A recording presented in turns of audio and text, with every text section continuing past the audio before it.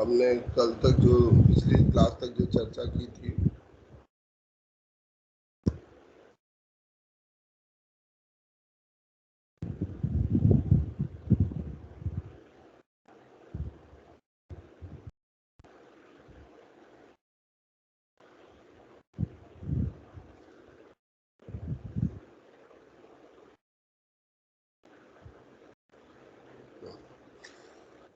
तो शुरू करते हैं। आज की क्लास में हमने अभी तक जो चर्चा की थी वो की थी कि हमारे जो वर्ल्ड बैंक ग्रुप हैं उसमें 5 इंटरनेशनल ऑर्गेनाइजेशन, कितने ऑर्गेनाइजेशन होते हैं वर्ल्ड बैंक ग्रुप में?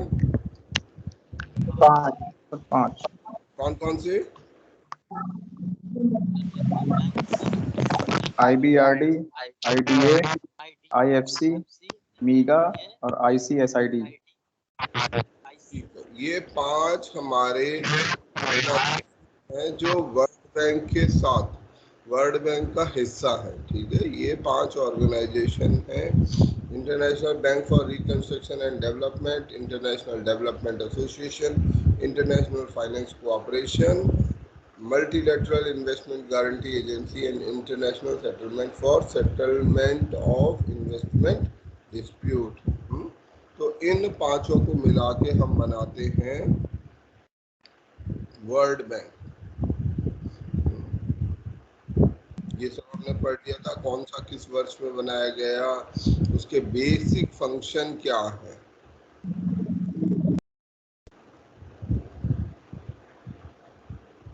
जो कलेक्टिव फंक्शंस में क्लीन एयर इनिशिएटिव एक वर्ल्ड बैंक का प्रोजेक्ट है, इंटरनेशनल हेल्थ पार्टनरशिप एक प्रोजेक्ट है, IHP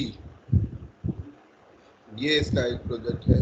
इसके अलावा ये कई महत्वपूर्ण रिपोर्ट्स जनरेट करता है, इनके नाम आपको लिख लेने चाहिए। क्या क्या रिपोर्ट बनाता है ये? Doing business report, ease of doing business report, global economic prospects, global financial development report. ये सवाल बहुत बार आता रहा है, कौन सी रिपोर्ट कौन जनरेट करता है। इंटरनेशनल डेट स्टैटिस्टिक्स कि किसने उधार कितना लिया है, दुनिया में कितनी उधारी चल रही है। World development report, world development indicators, powered and shared prosperity. ये कुछ रिपोर्ट्स हैं जो वर्ल्ड बैंक ग्रुप पब्लिश करता है।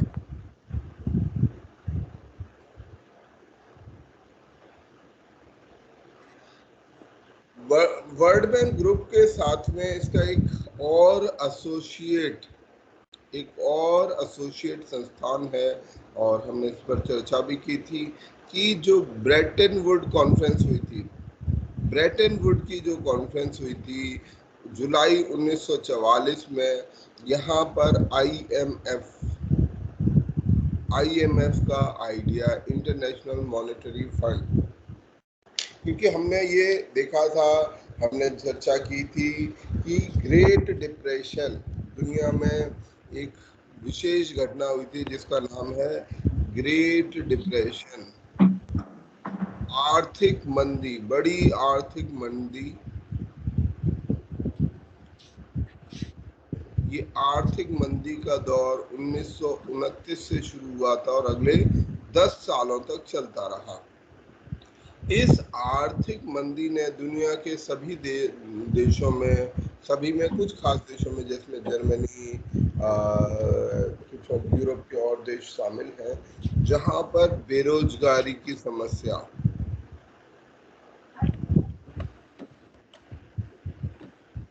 आर्थिक बदहाली की समस्या, ये सब शुरू हुई।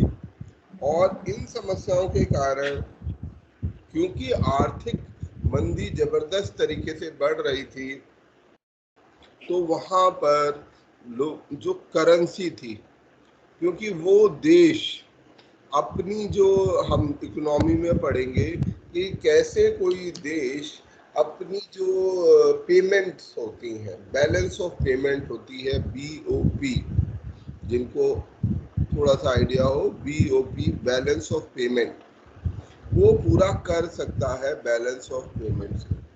तो बैलेंस ऑफ पेमेंट किसी भी देश को देनी होती हैं। एक तरह से अगर हम अपने पर्सनल हिसाब किताब में देखें तो हम कुछ लेते हैं और कुछ देते हैं, ठीक है। लेन देन जो हमारा होता है किसी भी व्यक्ति का, अब हर व्यक्ति का कुछ खर्च होता है।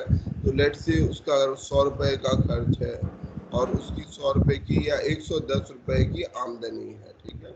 उसको 110 रुपए मिलेंगे और 100 रुपए देने हैं, तो उसके पास कुल कितने बच जाएंगे? 10 रुपए।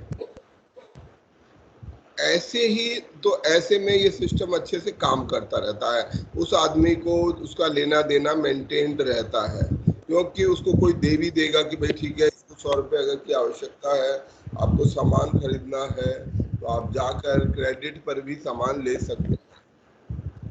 परंतु यदि आर्थिक बदहाली शुरू हो जाती है, किसी की नौकरी छूट गई या कुछ हो गया, तो उसको ये जो 110 रुपये मिलने वाले थे वो अब उसको नहीं मिलेंगे, या लेट से उसको 20 ही रुपए मिल पाए, वो इधर उधर छोटा मोटा काम कर पाया, पर उसकी देनदारी अभी भी 100 रुपए की है। तो ऐसे में क्या होता है?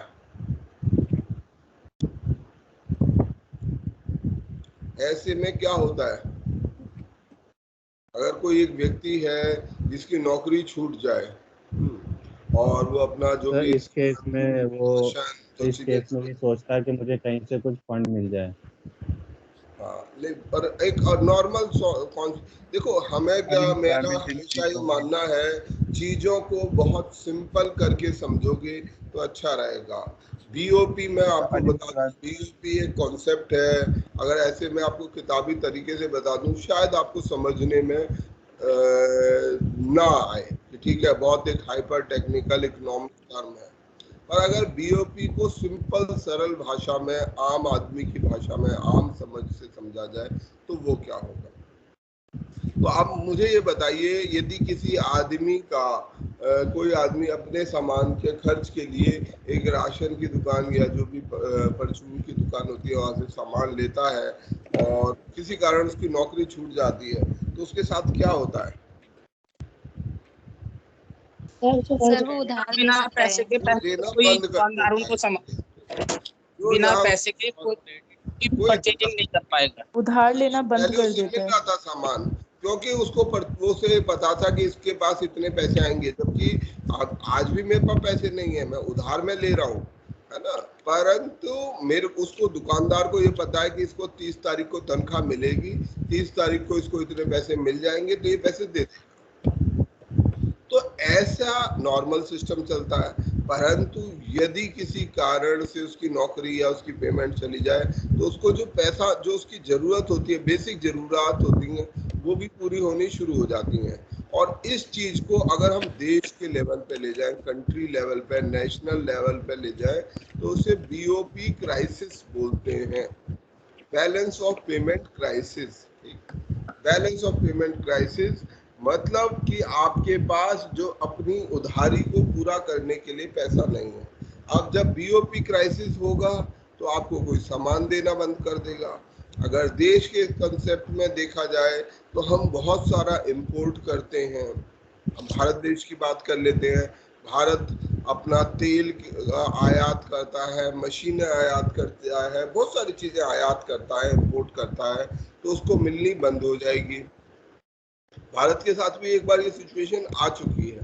तो ऐसे में क्या होगा, उसको उसकी जरूरत की चीज मिलनी बंद हो जाएगी। अब भारत में मान लीजिए क्रूड ऑयल आना बंद हो जाए, तो भारत क्या होगा? रुक जाएगा, सारी गाड़ियां जहां खड़ी हैं वहीं खड़ी रह जाएंगी, ट्रेन बंद हो जाएंगी, हवाई जहाज चल नहीं पाएंगे। तो ऐसी सारी समस्याएं हमारे साथ बीओपी क्राइसिस से, और जो वो देश है, वो जो देश है, वो और क्राइसिस में जाते जाएगा, क्योंकि अब उसकी सारी चीजें बंद हो गई। तो वो क्राइसिस का ऐसा ट्रैप जाल बन जाएगा कि अब वो उस क्राइसिस से और उलझता जाएगा। ऐसे में पहले ही वो बदहाली से, आर्थिक बदहाली से पीड़ित है, वो बदहाली और बढ़ जाएगी क्योंकि अब कोई इकोनॉमिक एक्टिविटी नहीं हो रही। इकोनॉमिक एक्टिविटी नहीं हो रही तो पैसा और नहीं आएगा, और नहीं आएगा तो और बदहाली में जाएगा। ऐसा होता है आर्थिक तंगी के दौर के अंदर। जब आर्थिक मंदी आती है तो ये कि विशियस साइकिल, ठीक है, एक विशियस साइकिल की जैसे हम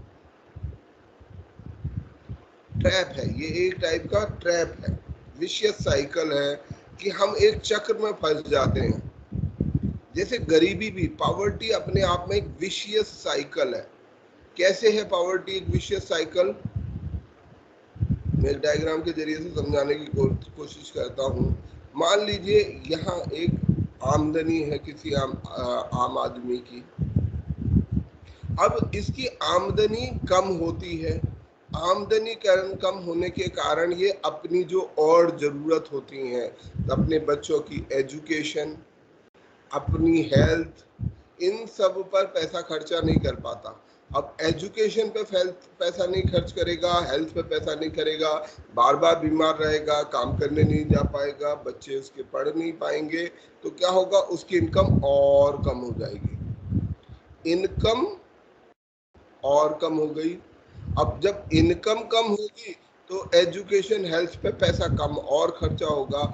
और ये गरीबी का एक ट्रैप है, पावर्टी ट्रैप है। पावर्टी मैं हमेशा इसलिए आप लोगों को सभी को दोहराता हूँ क्योंकि हमारा जो काम, हमारी जो सोच है, जिस चीज के लिए वो कोशिश है, वो ये है कि हमें इस ट्रैप से बाहर निकलना है। हम एक जाल में फंसे हुए हैं, ठीक है, ध्यान रखिए, हम एक जाल में फंसे हुए हैं। पावर्टी, गरीबी एक ऐसा जाल है, एक ट्रैप है। क्या होगा? क्योंकि आपके पास आमदनी कम है, आमदनी कम होने के कारण अपने शिक्षा, हेल्थ और जो ह्यूमन डेवलपमेंट की जरूरत है आप उनको पूरा नहीं कर पाएंगे।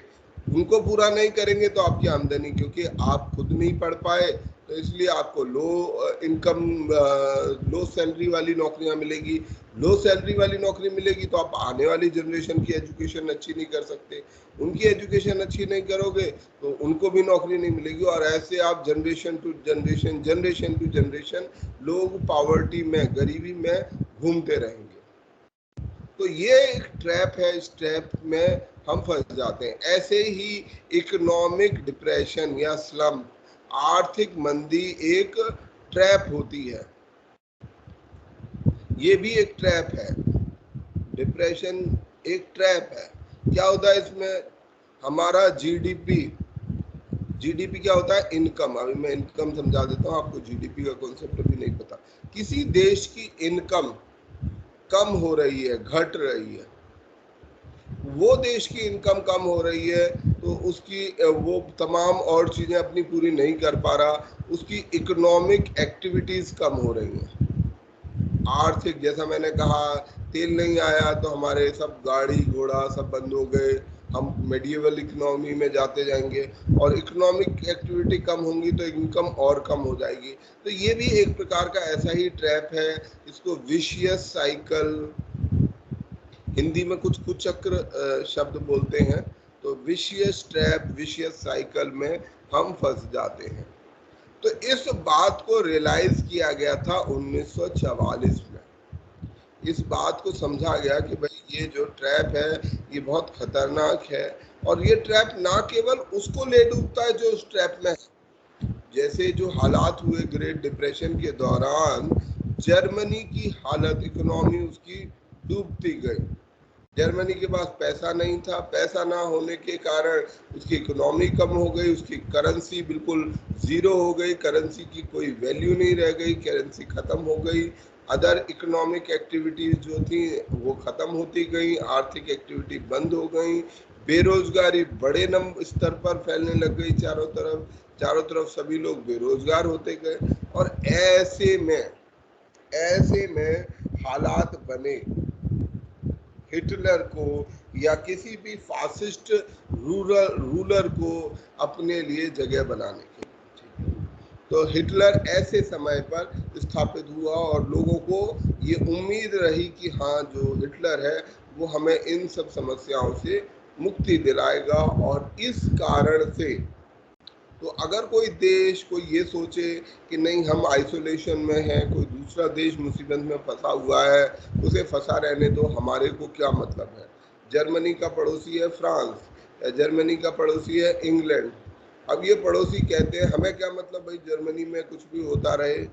ऐसा होता नहीं है इंटरनेशनल या कहीं भी, हम देश के अंदर भी, घर के आसपास भी, कहीं भी जब हम एक दूसरे का लव दी दाई नेबर,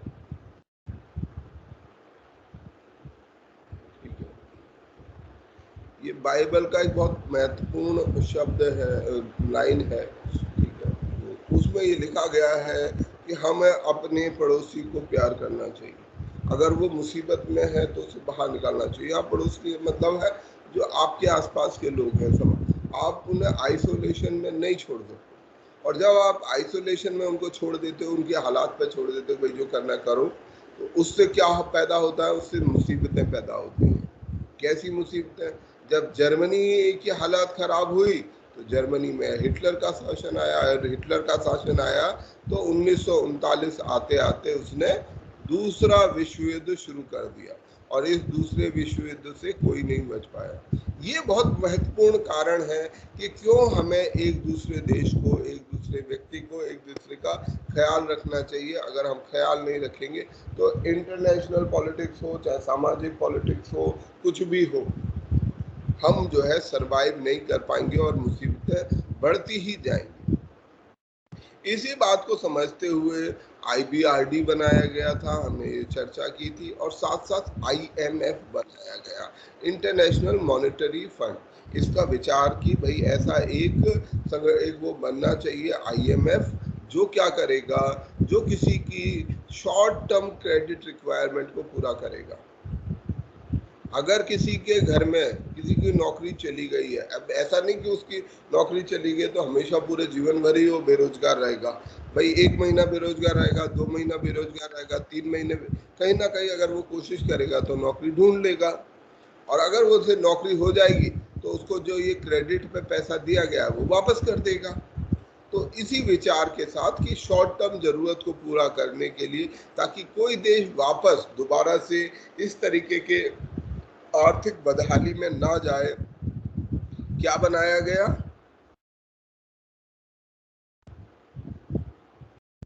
क्या बनाया गया? IMF।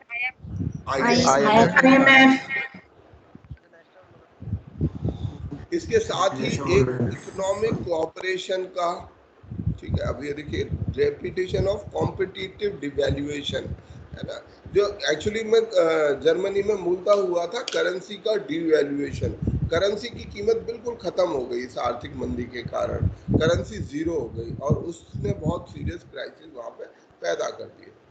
तो इस चीज को अवॉइड करने के लिए, इससे बचने के लिए कि दोबारा ऐसे हालात ना पैदा हों, हमने शॉर्ट टर्म क्रेडिट के लिए ये सोचा कि भाई एक ऐसा संस्थान बना देते हैं कि जब कभी जरूरत होगी तो वहां से किसी देश को पैसा मिल जाएगा।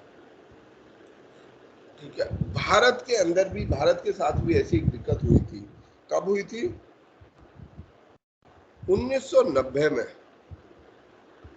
1990 में हमारे आर्थिक हालात इतने कमजोर हो गए थे एक समय पर कि हमारे पास जो फॉरेन एक्सचेंज रिजर्व था, विदेशी मुद्रा का जो भंडार था, वो केवल इतना भर रह गया था कि हम एक हफ्ते का, 7 दिन का खर्च चला सके। अगर 7 दिन और हमारे पास ये विदेशी मुद्रा ना आती तो क्या हो जाता?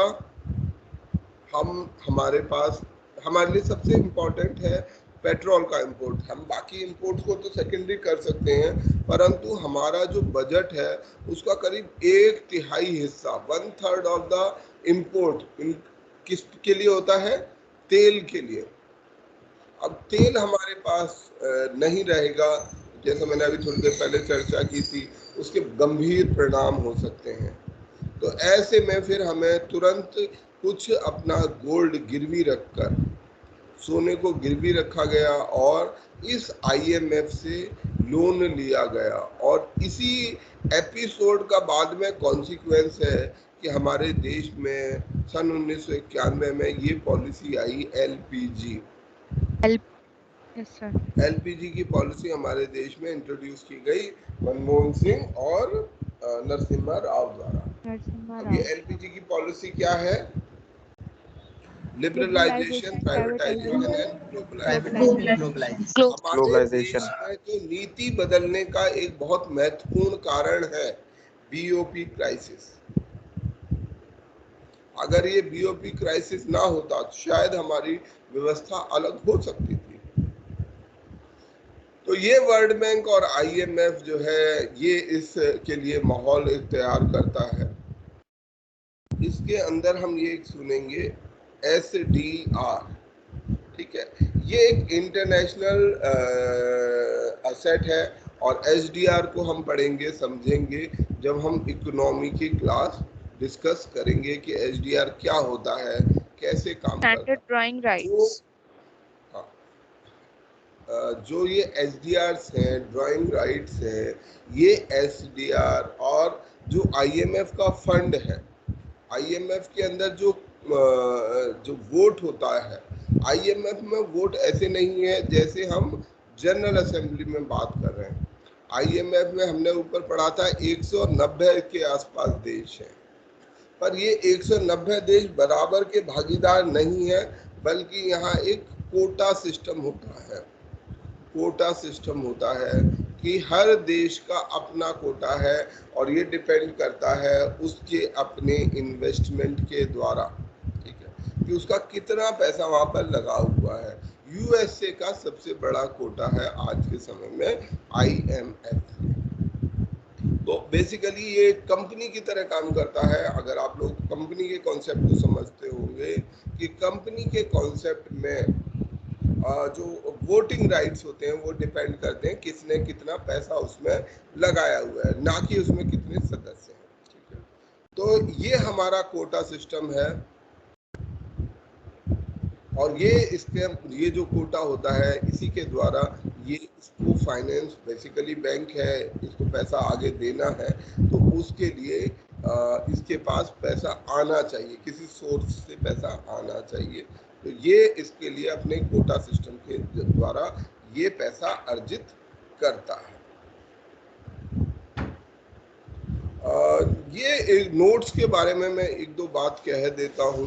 शायद कुछ में बच्चों ने मैसेज भी किया था, एक बच्चे ने उसका मैसेज ठीक था, वैसे मैं उसमें कोई आपत्ति नहीं दर्ज कर रहा हूँ, फिर भी मैं एक चीज जनरल आप लोगों को बोलना चाहूँगा। जो ये नोट्स हैं ये 2019-20 में बनाए गए थे। तो अभी क्या है कि यहाँ पर कुछ नंबर्स, जैसे नंबर्स जो है, जैसे अभी मैंने बोला 179 देश लिखा हुआ था, 189 कंट्रीज, बट हो सकता है ये नंबर चेंज हो जाए, तो there could be a slight variation in numbers. तो आपको इस फैक्ट्स को इसी तरह पढ़ना होगा, क्योंकि ये सभी नंबर्स जो होते हैं ये डायनामिक होते हैं, ये फिक्स नहीं है। आज 2 नए देश ऐड हो गए तो नंबर बढ़ जाएगा, कोई देश चला गया तो नंबर घट जाएगा। तो यहाँ पर हमें ये ध्यान रखना है कि हमें समझते टाइम, पढ़ते समय नंबर्स को, वैसे ठीक है ये मैं मानता हूँ कि इन नंबर्स का इतना महत्व नहीं है। हमें जब भी कोई चीज़ याद कर रहे हैं हमें एक मोटा नंबर, मतलब एक जैसे कहते हैं राउंड की वैल्यू याद होनी चाहिए, लगभग तो याद रहना चाहिए। एग्जैक्ट अगर हमें 179 90 देश, और इसके लिए हमें जनरली आर्ग्यूमेंट की भी जरूरत नहीं पड़नी चाहिए, क्योंकि ये नंबर जब तक कि आपसे प्रिसाइजली ना पूछा जाए, नंबर कुछ जगहों पर महत्वपूर्ण हो जाते हैं, जैसे हमारा जीडीपी संबंधित या कोई नंबर जो महत्वपूर्ण रूप से बदला है, परंतु सभी नंबर्स को लेके हमें मैं ऐसा मानता हूँ कि बहुत कंसर्न होने की कि हमारे नंबर एग्जैक्ट हो तो बहुत अच्छी बात है, ये नहीं है कि नहीं अच्छी बात है, परंतु अगर थोड़े बहुत ऊपर नीचे होते हैं आप उसको, और आपको उसे लगातार अपडेट करना है। तो ये बात आप सभी याद रखिएगा। बहुत जगह पर यहाँ पर कुछ नंबर्स आएंगे, ये परसेंटेज है। जैसे कोटा है, हमारा IMF के अंदर में जो कोटा है वो कितना है, 2.76%। चाइना का 6.4। पर ये कब था, ये 2019-20 में था। अब चल रहा है 2021-22। अब ऐसे में ये 2 साल के अंतर में हो सकता है ये नंबर थोड़ा बढ़ गया हो सकता है ये नंबर थोड़ा सा घट गया हो सकता है 17 रह गया हो। पर अगर हमें लगभग भी याद रहता है कि लगभग 17%। सबसे ज़्यादा कोटा किसका है, USA का। सबसे ज़्यादा दूसरे नंबर पर चाइना का। और इंडिया का लगभग 2-2.5% के आसपास कोटा है। इतना अगर हम याद रखेंगे तो हम लोगों को किसी भी क्वेश्चन को अटेम्प्ट करने में सहूलियत रहेगी। इतना बारीक सवाल नहीं आएगा, मोटा मोटा ही सवाल आता है। हम मोटे मोटे फैक्ट्स को गड़बड़ कर देते हैं।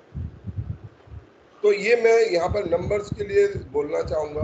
तो हमारा जो IMF का कोटा है, ये जो सिस्टम है जिसमें हर आदमी अपने जो फंड है, कितना उसका फंड है, उसके अनुसार उसका कोटा तय होता है। और ये बहुत बड़ा कारण है कि USA इसमें IMF में या वर्ल्ड बैंक में USA की प्रेजेंस बहुत महत्वपूर्ण हो जाती है। अगला ऑर्गेनाइजेशन जिसकी हम बात कर रहे हैं, अगला ऑर्गेनाइजेशन जिसकी हम बात कर रहे हैं वो है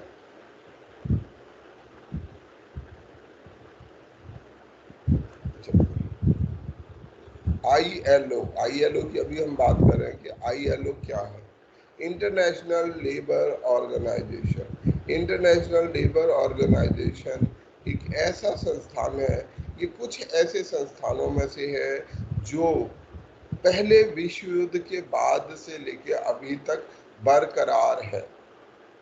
तो 1919 में वर्साई की जो पीस ट्रीटी हुई थी वर्ल्ड वॉर 1 के बाद, तो बेशक ये ILO आज यूनाइटेड नेशन का हिस्सा है, परंतु ये यूनाइटेड नेशन से भी पुराना है। जब यूनाइटेड नेशन नहीं आया था, ये बेशक उसका एक हिस्सा है, पर ऐसा हिस्सा है जो उसके होने से पहले से बना हुआ है। तो ये एक ऐसा ऑर्गेनाइजेशन है और जो लेबर के हित, श्रमिकों के हित, उसके लिए काम करता है। International labour organisation. इसको एक विशेष कॉन्टेक्स्ट में आप सबको देखना पड़ेगा। किस कॉन्टेक्स्ट में देखना पड़ेगा कि ये वो समय था, मैंने पिछले भी बार आपको बताया था कि 1917 में जब अक्टूबर की क्रांति हुई, अक्टूबर रेवोल्यूशन हुआ, अक्टूबर क्रांति जब हुई, कहाँ हुई अक्टूबर क्रांति, कौन से देश में हुई थी अक्टूबर क्रांति? USSR रशिया में हुई। और रशिया में इसके द्वारा USSR बनाया गया। लेनिन जो था लीडर, उसने इस मूवमेंट को लीड किया। और ये समय ऐसा था इस अक्टूबर क्रांति के बाद, वैसे तो उस समय पर पूरे जगह पर जो वर्कर्स थे, जो फार्मर्स थे, उनका कॉन्शियसनेस लेवल, उनके सोच का जो दर्जा था वो कहीं ज़्यादा बड़ा था। सोच उनकी बहुत व्यापक थी। और उस समय में मतलब जो मजदूर वंचित वर्ग है, उसमें आपस में म्यूचुअल कोऑपरेशन भी काफ़ी था। लोग एक दूसरे पर विश्वास काफ़ी करते थे, तो सोच के लेवल पर भी आगे थे। और इसी सोच ने बाद में समाजवादी आंदोलन, साम्यवादी आंदोलन की स्थापना करी। और ये जो ILO था, ये भी इसी कॉन्टेक्स्ट में देखा जाना चाहिए। मैं ऐसे कहता हूँ कि ये 1910 एक्चुअली यूरोप में ये पहले शुरू हो चुका था। 1905 से लेके 1970 या 80 तक का ये दौर रहा, जिस समय पर हमारे जो मजदूर किसान थे, उनका जो कॉन्शियसनेस लेवल था, जो चेतना का स्तर था, वो कहीं ज़्यादा बड़ा था इन 75 सालों में। और और इसके कारण बहुत से महत्वपूर्ण बदलाव हुए। हड़ताल होना, जैसे हड़ताल की अपनी एक सिग्निफिकेंस है, पर आज हम देखते हैं हड़ताल की कोई सिग्निफिकेंस नहीं है। कोई इस बात से प्रभावित नहीं होता कि कहाँ कौन सी हड़ताल हो रही है। पर एक समय था जब हड़ताल होने एक बड़ी बात होती थी और लोग सीरियसली उसको देखते थे, उसको लेके सीरियस रहते थे कि हड़ताल नहीं होनी चाहिए, जो मजदूरों के इश्यूज हैं उनको एड्रेस किया जाना चाहिए। और इसी कारण से, और मतलब इतना ज़्यादा ये प्रभावी आंदोलन था समाजवादी आंदोलन कि उसने पूरी दुनिया में एक प्रकार का एक तरीके का डर, खासतौर में किसके भीतर वो डर था, पूंजीवादी वर्ग जो। सर कैपिटलिस्ट बोलते हैं ना पूंजीवादी। जी, पूंजीवादी या जो इंडस्ट्रियलिस्ट वर्ग है उसके भीतर में एक, जो पूंजीवादी देश थे उनके भीतर एक डर पैदा किया। तो ये डर जो है इस समय पर मौजूद था, और इस डर के कारण भी ये इंटरनेशनल, ये लोगों को समझ आ रहा था कि जो पूंजीवादी तबका भी था कि हमें मजदूरों के हितों का ध्यान रखना पड़ेगा। ये समय वो था जब मजदूरों का उत्पीड़न बड़े स्तर पर, भयंकर स्तर पर होता था। उनको बहुत कम लो वेजेस, आज हम कहते हैं ना कि हमें 8 घंटे काम करना, लो वेजेस, बहुत कम तनख्वाहें दी जाती थी। काम के घंटे 12 से लेके 14 घंटे प्रतिदिन होते थे। कोई हॉलीडे नहीं होता था, अगर आप छुट्टी करोगे तो आपकी तनख्वाह कटेगी। जो काम करने के दौरान बहुत से लोगों की मृत्यु हो जाती थी या बीमार हो जाते थे। वर्किंग कंडीशंस बहुत ज़्यादा बुरी थी। ऐसी स्थिति थी किसके कारण, जो औद्योगिकरण, इंडस्ट्रियलाइजेशन हो रहा था, फैक्ट्रियां बन रही थी, और उन फैक्ट्रियों में मालिक जो थे वो ज़्यादा से ज़्यादा, जो देश थे वो ज़्यादा से ज़्यादा प्रॉफिट करना चाहते थे। इसके कारण जो मजदूर वर्ग था, किसान वर्ग था, उसका शोषण भयंकर था। और इस शोषण के खिलाफ वो लोग एकजुट हुए, इकट्ठा हुए, और उसके खिलाफ उन्होंने ये सोचना शुरू किया कि कैसे हम इससे मुक्ति पा सकते हैं। और दुनिया में इस बात का डर भी आया कि भाई कहीं ना कहीं ये चीज़ हो सकती है। अगर रशिया एक देश में, इतना बड़ा देश था, उसमें ये बदलाव हो सकता है, तो ये बाकी देशों में भी ये बदलाव हो सकता है। और इस तथ्य ने, समाजवाद या कम्युनिज्म के इस डर ने आगे का इतिहास बदलने में बहुत बड़ी भूमिका निभाई। तो ILO इसका एक प्रतिनिधि है, इंटरनेशनल लेबर ऑर्गेनाइजेशन, ठीक है। और ये पहली स्पेशलाइज्ड एजेंसी बनी क्योंकि उससे पहले की है। ILO जो है कुछ बेसिक फंडामेंटल राइट्स के लिए कुछ कन्वेंशंस, मतलब इसमें कुछ ऐसे नियम कि सभी लोग, ये कन्वेंशन है, सभी इस नियम का पालन करेंगे। तो जैसे फोर्स्ड लेबर कन्वेंशन, आज हम अपने आसपास देखते हैं बलात् श्रम, ठीक है, फोर्स्ड लेबर हमें दिखाई नहीं देती, और उसमें इसे खत्म करने में ILO का और समाजवादी आंदोलन का बड़ा हाथ है। Abolition of forced labour convention, equal remuneration convention, यानी कि सबको बराबर इक्वल वेजेस दी जाए, सभी को तनख्वाहें बराबर हो। नहीं तो पहले क्या होता था, अलग अलग आदमियों को, महिला पुरुष को अलग तनख्वाह दी जाती थी।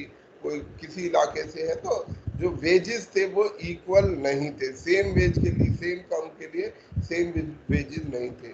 डिस्क्रिमिनेशन था, भेदभाव था बड़े स्तर पर। तो उसको लड़ने के लिए इस ILO ने कुछ कन्वेंशन अडॉप्ट किए। मिनिमम एज कन्वेंशन, ठीक है, जो लेबर स्टैंडर्ड्स हैं, तमाम तरीके के जो लेबर स्टैंडर्ड हैं, आज हम देखते हैं फैक्ट्रियों के बाहर लिखा होता है यहाँ 18 साल से, जो लिखा रहता है कि 18 साल से कम के वो काम नहीं करते। वो क्यों लिखा रहता है, उसके लिए मिनिमम एज कन्वेंशन ये तय किया गया कि नहीं भाई, एक एज से कम छोटे बच्चों को हमें काम पर नहीं रखना चाहिए। चाइल्ड लेबर को रोकने के लिए कन्वेंशन किया गया कि भाई हमें चाइल्ड लेबर यानी कि बाल श्रम को खत्म करना है। Freedom of association and protection of international labour organisation, आपको अगर पता हो आर्टिकल 19, किसी ने पढ़ा है आर्टिकल 19? भारत में यस सर। आर्टिकल 19 है, उसके अंदर क्या क्या प्रावधान है, क्या क्या स्वतंत्रताएं हैं उसमें? फ्रीडम ऑफ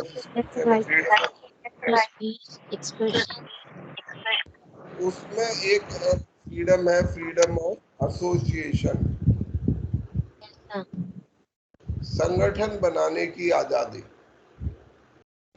ठीक है, मिलकर अपनी मांगे रखने की आजादी। तो ये फ्रीडम ऑफ एसोसिएशन का कॉन्सेप्ट कहाँ से आया? वो भी इस मजदूर आंदोलन से पैदा हुआ, क्योंकि मजदूर आंदोलन ने पहले के वो क्या करते थे, जो फैक्ट्री मालिक थे या जो भी लोग थे, वो क्या करते थे कि जो भी आदमी, भाई अब आज भी ये तरीका अपनाया जाता है, हमेशा ये तरीका अपनाया जाता है। अगर मान लीजिए हमारे पास एक कारखाना है, उसमें 100 लोग काम करते हैं, 100 लोग काम करते हैं, अब 100 में से 100 एक साथ तो एसोसिएशन नहीं बनाते। क्या होता है, इनमें से 20 लोग थोड़े से विद्रोही टाइप के हैं, रेबल टाइप के हैं, या 10 लोग कुछ रेबल टाइप के हैं, ये अपनी बात है। 90 आदमी चुपचाप अपना काम करते रहते हैं, जैसे उनको बोला जाता है वो मान लेते हैं कि ये नियति है, ऐसा तो होता चला आ रहा है, कोई बात नहीं। 90 लोग जो है ये मान लेते हैं, पर 10 लोग ऐसे होते हैं जो विद्रोही प्रवृत्ति के होते हैं, वो कहते हैं कि नहीं नहीं ये नहीं चल पाएगा। तो वो कुछ आपस में इकट्ठा होने लगते हैं कि चलो हम लोग, अब अकेला कोई एक आदमी जाएगा मालिक से बात करने, तो क्या होगा, 100 में से एक मालिक उसको मार के भगा देगा, कहेगा तू बहुत नेता बन रहा है। तो ऐसे में वो 10 लोग इकट्ठे होते हैं, फिर 10 के 10 चलते हैं, हम लोग एक साथ चलते हैं मालिक से बात करने। अब जब 10 लोग आएंगे तो मालिक थोड़ा सा डरेगा, पर क्या करेगा, वो हो सकता है वो कहेगा ठीक है अभी मेरे पास 90 हैं, तो 10 पर वो कार्रवाई करने पर वो 10 पर कुछ एक्शन कर सकता है, उन्हें नौकरी से बाहर निकाल सकता है, उन्हें पिटवा सकता है, कुछ भी कर सकता है। तो ऐसे में, और या कुछ लोग जैसे अभी भी हम आम भाषा में कहते हैं कि भाई वो तुम बड़े नेता बन रहे हो, यूनियन बना रहे हो, ऐसी हम बातें आमतौर में मजाक में भी कभी कभी ऐसी बातें बोलते हैं। तो वो उसको बनाने का अधिकार, कि आप यूनियन बना सकते हो, आप एसोसिएशन बना सकते हो, यदि आपको लगता है कोई सामूहिक हित के लिए हमें एसोसिएशन बनाने की जरूरत है, तो आप मिलकर एक सामूहिक यूनियन बना सकते हो और कोई आपको रोक नहीं सकता। पहले ये कानून जब नहीं था, ये फ्रीडम नहीं थी, क्योंकि ये यहाँ कानून आपको एसोसिएशन बनाने का या यूनियन बनाने का अधिकार नहीं था। तो इस समाजवादी आंदोलन से हमें क्या मिला, ये फ्रीडम ऑफ एसोसिएशन, क्या हम एसोसिएशन फॉर्म कर सकते हैं।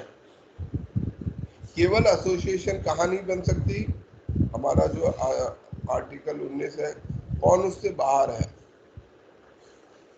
आर्मी और पुलिस इससे बाहर है, they can not form association, unions वो नहीं बना सकते।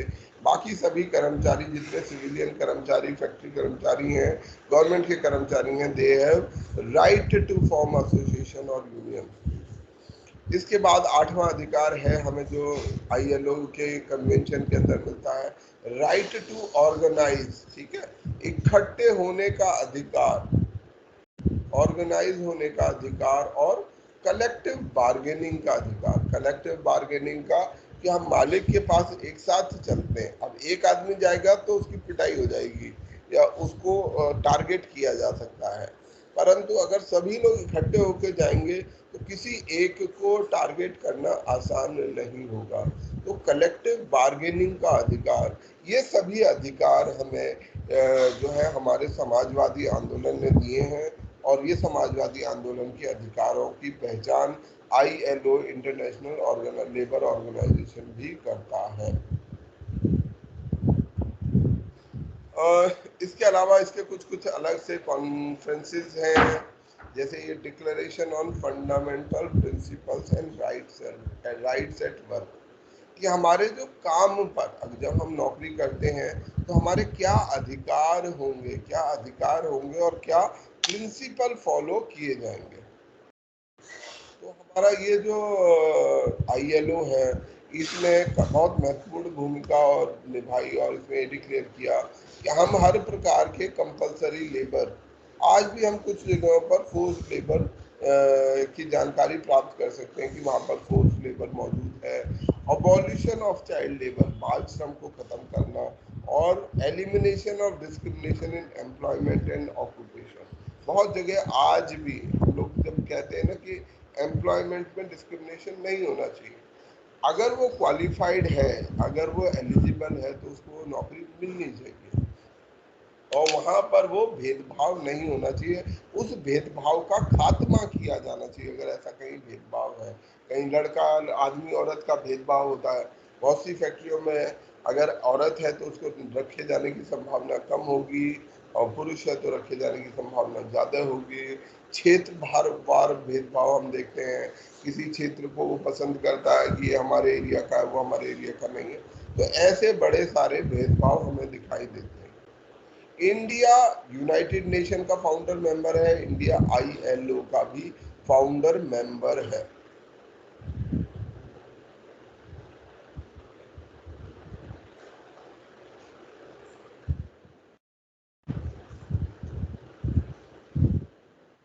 हमारे ILO का महत्व हो गया।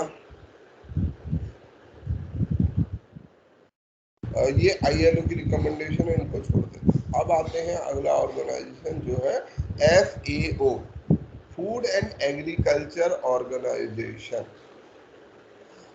हमारे ILO का महत्व क्या है, कोई बताएगा? अगर हम पीस के संबंध में ILO की बात करें तो पीस और ILO का क्या संबंध है? शांति का और समाजवादी आंदोलन या इंटरनेशनल लेबर ऑर्गेनाइजेशन का क्या संबंध है, बताइए। अभी तो हम काफी इस पर चर्चा बार बार करते रहे हैं। कौन बोलेगा? एक जन कोई भी बोलो, शाबाश।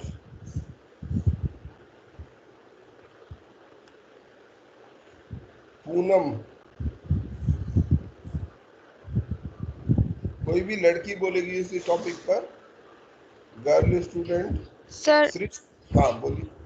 चंद्रा आप रहने दीजिए। सर ILO, हाँ औरों को बोलने देते हैं। सृष्टि आप बोलिए। देखिए मेरी क्लास में बोलना सीखिए, जब मैं आपसे पूछूंगा आपको जवाब देना होगा। गलत दीजिए, मुझे कोई दिक्कत नहीं है, आप बहुत अच्छी बात है। अगर आप गलत जवाब देंगे I will be more than happy, कोई दिक्कत नहीं है, बस दीजिए जरूर, ये डर के मत बैठिए। सृष्टि आप जवाब देंगी इस सवाल का? उम्मीद है आप लोग सुन रहे हैं मेरी बात को। हाँ जी बोलिए। कोई लड़की नहीं बोलना चाहती है? भाई एक बात मुझे बताओ आप सर इंटरनेशनल आवाज रिलेशंस में नाम भी बताएंगे अपना, नाम भी बता दीजिएगा। स्वाति। शाबाश, बोले। देखो इसमें कितना टाइम मत लगाओ, सीखो, कोऑर्डिनेट करना हम लोग आपस में एक दूसरे के साथ सीखते हैं। तो मुझे ये बताओ कि जो है ये क्या है, लेबर ऑर्गेनाइजेशन का जो महत्व है वो हमारे लिए क्या है, क्यों होनी चाहिए, और यूनाइटेड नेशन का जो बेसिक गोल है पीस। सर मैं बताऊं? मैं किसी विमेन से पूछना चाह रहा हूँ। देखो आप सभी लोग बोलना सीखो, सभी से कहूंगा बोलने की आदत डालो। कुछ लोग बोलने की ऐसी आदत रखते हैं और बाकी लोग चुप रखने की आदत रखते हैं, ये आपके लिए काम नहीं करेगी। और जो स्टूडेंट नहीं बोल रहे हैं काइंडली ध्यान रखें, ये मैं मैसेज आपकी फैमिली तक भी पहुंचाऊंगा, ठीक है? आपको क्लास में पार्टिसिपेट करना है, यहाँ डम होकर नहीं बैठना है। मुझे ऐसे लोगों की भीड़ इकट्ठी नहीं करनी है जो केवल आए कान में मूवी की तरह सर लगा। मैं बताऊं? ILO में बोलिए। हेलो हाँ हाँ बोलिए। हेलो शाबाश। सर सर मेरा नाम पूजा सेठ है। हेलो शाबाश, बताइए पूजा। सर, इसमें जैसे ILO है, जैसे हमने महिलाओं के लिए देखा था कि काफी उनके वर्किंग आवर्स जो होते थे वो फिक्स नहीं मेरा होते थे। सवाल पूजा दोबारा सुन लो। मेरा सवाल ये हाँ है जी कि ILO का इंटरनेशनल लेबर ऑर्गेनाइजेशन का पीस के साथ, शांति के साथ क्या संबंध है? क्या लेबर ऑर्गेनाइजेशन ये सब करने से, आपने कहा फोर्स लेबर नहीं होने चाहिए, बाल हाँ श्रम जी नहीं हाँ जी होना चाहिए, क्या संबंध है इसका पीस के साथ? शांति सर कैसे? पीस के साथ संबंध सर है क्योंकि सोशल और इकोनॉमिक। सर क्योंकि सर जो जैसे कि हम जानते हैं कि आईएलओ जो है कि वो यूनाइटेड नेशन ऑर्गेनाइजेशन का एक ऑर्गन है और उसका सबसे पहले यही होता है, पीस एंड सिक्योरिटी ही उसका एक उद्देश्य है सबसे पहला। तो नहीं, वो तो ठीक है। आईएलओ भी उस हिसाब से काम अगर वो हिसाब से काम करता है, जैसे हड़ताल ना हो, हड़ताल जो लेबर्स के जो हक हैं उनको दिलाए जाएं पीस के साथ। नहीं, अब मुझे ये शांति बताओ, ठीक है, सर, तो शांतिपूर्वक बाकी सब लोग अपने को हड़ताल म्यूट हो कर लेंगे, उसमें। बाकी सब अपने को म्यूट कर लेंगे, केवल पूजा बोलेंगी, ठीक है, बाकी सब म्यूट हाँ जी। रखेंगे। पूजा, आप हाँ मुझे जी। ये बताने की कोशिश करिए कि भाई हम एक तरफ बोल रहे हैं शांति हाँ और जी। दूसरी तरफ बोल रहे हैं कि इक्वल वेजेस, हाँ है ना? जी। अब विश्व में शांति इक्वल वेजेस से कैसे आ जाएगी? वैश्विक शांति, यूनाइटेड नेशन का काम वैश्विक शांति है, और दूसरी तरफ हम कह रहे हैं कि भाई सबको इक्वल वेजेस दो। अब ये तो पर्सनल इशू नहीं हुआ सर इक्वल वेजेस तो सर एक हम अपॉर्चुनिटीज हम उसकी क्वालिटी को देखकर भी देंगे ना कि उसके अंदर एलिजिबिलिटी क्या है, उसके अकॉर्डिंग वेजेस मिलने चाहिए। हम ये क्यों कह रहे हैं कि इक्वल वेजेस दो? अगर आप इक्वल वेजेस नहीं दोगे तो शांति नहीं रहेगी। कैसे नहीं रहेगी भाई? ठीक है, मेरी मर्जी भाई, अगर मेरी पसंद है, तनख्वाह मैंने देनी है, मैं किसी को चाहे 100 रुपए दूं चाहे 50 दूं, करने वाला खुश और करवाने वाला खुश। बीच में ये आईएलओ कहाँ से आ गया? आईएलओ हमें क्या बोल रहा है? आईएलओ, लेट्स से आप एक फैक्ट्री मालिक है, आप अपने लिए समझ, आपके पास 100 मजदूर हैं, आपने 100 मजदूरों में 10 मजदूर आपको पसंद हैं, किसी भी कारण से वो छोड़ देते हैं, ठीक है, आपके गांव के हैं, नातेदार हैं, कुछ भी हैं, ठीक है, और आपने उनकी तनख्वाह तो रख दी है लेट से 15,000, बाकियों की तनख्वाह कर दी है 30 आदमियों को देते हो आप 10,000, और महिला भी काम करती हैं, अब उन 30 महिलाओं को आप कहती हैं कि नहीं, औरतों को तो केवल 8,000 तनख्वाह मिलेगी। अब ये जो unequal wages for same work, काम सेम है, सभी काम एक ही कर रहे हैं, इक्वल वर्क इक्वल वेजेस के प्रिंसिपल को आप फॉलो नहीं करते, तो इससे शांति कैसे भंग हो जाएगी? सर बेल स्टार्ट हो जाएगा, ऑब्वियस भंग हो बात है जाएगा। क्योंकि अनइक्वालिटी हुई हुई है इस चीज से सर, क्योंकि काम भी सेम है, हर चीज है, तो इसमें जेंडर कहाँ से आ गया कि वहां पर जेंडर को लेकर अनइक्वालिटी दिखाया जाए वेजेस को लेकर? तो सर शांति भंग होती है। यस सर, मजदूरों में कॉर्पोरेशन नहीं रहेगा, कॉर्पोरेशन नहीं रहेगा। ये शॉर्ट टर्म के लिए तो कोई इशू नहीं होगा, बट लॉन्ग टर्म में सबको लगेगा कि हमारे साथ के लिए सर गलत हो रहा है। को लेकर अगर हम वेजेस अलग अलग करें तो उसको लेकर तो फिर शांति नहीं तो रहेगी। जो उनका जो चेतना स्तर है वो भी इसको लेके सबसे मेन तो पहले विद्रोह आ जाएगा, फिर लॉन्ग टर्म के बाद, और ये विद्रोह होगा तो वैश्विक ही होगा। ठीक है, थैंक यू सो मच। ठीक है, आप लोगों ने सबने जो बताया अच्छा बताया। देखो, इन इक्वालिटी कहीं भी होती है, आप 100 लोग हैं, ठीक है, अब मैं कुछ लोगों के साथ भेद करूं, कुछ को प्रायोरिटी दूं, कुछ को नेग्लेक्ट करूं कि नहीं तुम सवाल मत पूछो, तुम्हें सवाल पूछने का अधिकार नहीं है, कुछ लोगों को पसंद कर दूं, हाँ भैया तुम बताओ, ऐसा हम आमतौर पर करते हैं, ऐसा टीचर लोग भी करते हैं। स्कूलों में भी आपने महसूस किया होगा कि टीचर लोग भी ये गड़बड़ करते हैं, कुछ बच्चों को तो बहुत ज्यादा पसंद करते हैं, कुछ को नहीं पसंद करते, उसका कोई भी कारण हो सकता है, और उससे वो भेदभाव भी करते हैं। अब जब भेद होता है, भेदभाव होता है, तो क्या पैदा होता है? डिसकंटेंट। कोई भी ग्रुप है वहां पे नाराजगी पैदा होगी, डिसकंटेंट। अरे ये उन्होंने मेरे साथ ऐसा किया, उन्होंने मुझे ऐसा बोला, उन्होंने उसको तो ये दे दिया, मुझे नहीं दिया। तो इनइक्वालिटी जो होती है ये बर्थ करती है, इससे पैदा होता है डिसकंटेंट, और डिसकंटेंट हमारे पीस के लिए, शांति के लिए, इक्वालिटी हमें इसीलिए चाहिए कि इक्वालिटी लोगों को, अगर आपको डंडे लगाने, लेट्स से कि क्लास में मैं जाता हूँ, ठीक है, मैं कभी कभी इस बात को महसूस करता हूँ, अगर क्लास में सभी की पिटाई हो तो बच्चों को कोई दुख नहीं होता। आप लोगों ने सभी ने शायद पिटाई खाई होगी, नहीं भी खाई होगी, आपके समय में इतना नहीं था, पहले के समय में पिटाई करना एक साधारण सी बात थी। अब अगर सभी बच्चों की पिटाई हो किसी चीज के लिए तो बच्चों को बहुत दुख नहीं होता, पिटाई से डर नहीं होता, बच्चों को इतना ज्यादा पिटाई से दर्द नहीं होता, पर आइसोलेट करके पिटाई होने से डर होता है। किसी एक बच्चे की, दो बच्चे की पिटाई की जाए और नाजायज कारण से की जाए, तब बच्चे बड़े दुखी होते हैं, और जब किसी के अंदर दुख पैदा होगा तो वो वायलेंस को जन्म देगा, और वो वायलेंस अगर कलेक्टिव होते जाएगा तो वो हमारी ओवरऑल इवन इंटरनेशनल पीस को भी प्रभावित करेगा। तो इसलिए हमारे लिए ये बात को समझना बहुत जरूरी है कि बेशक ये सब पर्सनल इश्यूज हैं, ठीक है, इक्वल वेजेस एक पर्सनल इशू है, इसका कोई मतलब अंतरराष्ट्रीय इसका क्या उद्देश्य है? फोर्स लेबर ये एक पर्सनल इशू है भाई, एक आदमी करवा रहा है, एक दूसरा कर रहा है। चाइल्ड लेबर ये सब पर्सनल इश्यूज हैं, लोकल इश्यूज हैं। हमको एक आर्गुमेंट ले सकता है कि ये तो लोकल इश्यूज है, इन लोकल या पर्सनल इश्यूज में इंटरनेशनल एक ILO इतना बड़ा बॉडी है, वो काहे के लिए इंटरफेयर करे? बहुत जरूरी है, क्योंकि अगर वो नहीं करेगा तो धीरे धीरे ये डिसकंटेंट बढ़ेगा, और डिसकंटेंट बढ़ने से धीरे धीरे हो सकता है इमीडिएट कुछ ना हो, किसी ने बोला भी कि हो सकता है कि शॉर्ट टर्म में ये चीज सही लगे, पर लॉन्ग टर्म में ये खतरनाक और नुकसानदायक सोच हो जाती है। Hello, good morning. अच्छा, मेरा आप सभी लोगों से एक छोटा सा सवाल है आउट ऑफ कॉन्टेक्स्ट, कि आप में से कितने ऐसे स्टूडेंट हैं जो स्टूडेंट लॉगिन को यूज करके ज्वाइन किए हैं क्लास को? सर मैंने किया है सर। मैंने भी लॉगिन से किया है। मैं भी किया हूँ। यहाँ से लॉगिन नहीं कर पा रहे हैं, जो लोग लॉगिन नहीं कर पा रहे हैं वो ध्यान रखें, आपकी अटेंडेंस मार्क नहीं हो रही है, आपकी एब्सेंट मार्क हो रही है।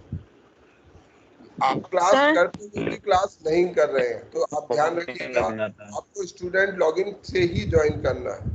दूसरा, अगर आप में से अब भी, वैसे मुझे समझ नहीं आ रहा कि ये इतना मुश्किल नहीं है जितना आप लोग, मुझे लगता है मुझे वीडियो भी बनाना पड़ा तब भी शायद बहुतों को नहीं समझ आया इतना, या तो आप क्लास नहीं करते हैं, या आप सुनते नहीं हैं, या आप सुनना चाहते नहीं हैं। जो भी हो, फिर भी मैं एक बार आखिरी बार दोहरा रहा हूँ कि आपको कैसे लॉगिन करना है, ठीक है। हर वक्त बेसिक चीज है, आप में से सभी लोग व्हाट्सएप चलाते हो, फेसबुक चलाते हो और तमाम चीजें चलाते हो, उनके लॉगिन आप क्रिएट कर सकते हो, परंतु जब बात एजुकेशन की आती है तो आप एक बहुत बेसिक, बहुत सिंपल सा फॉर्म है, इसे फिल नहीं कर पा रहे हो।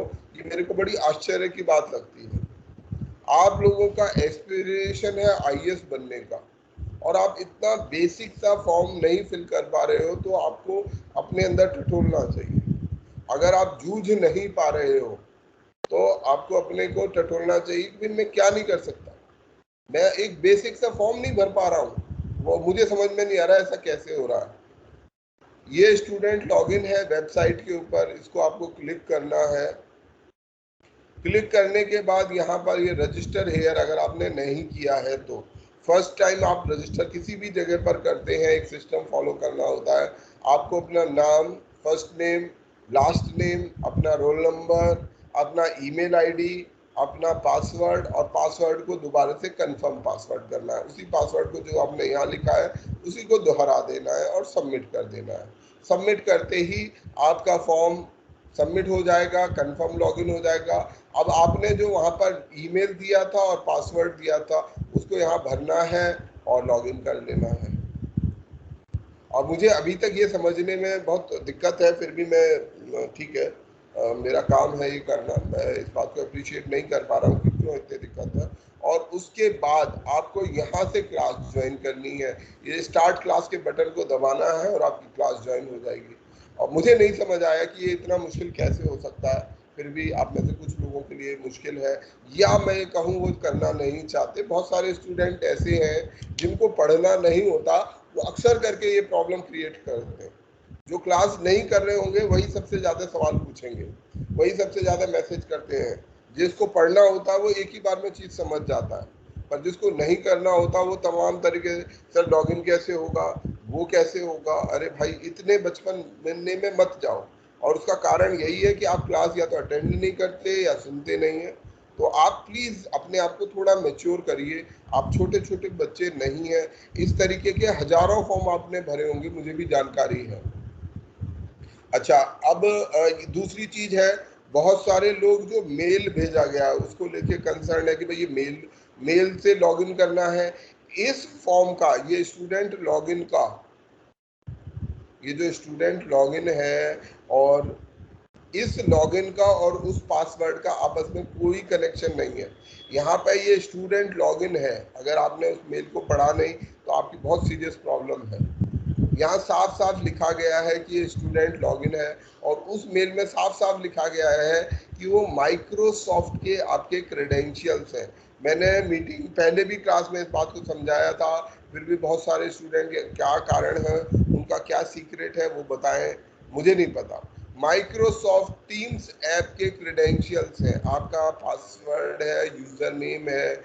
हमने आपको कोचिंग की तरफ से लाइसेंस वाला एक टीम्स ऐप का एक्सेस दिया है।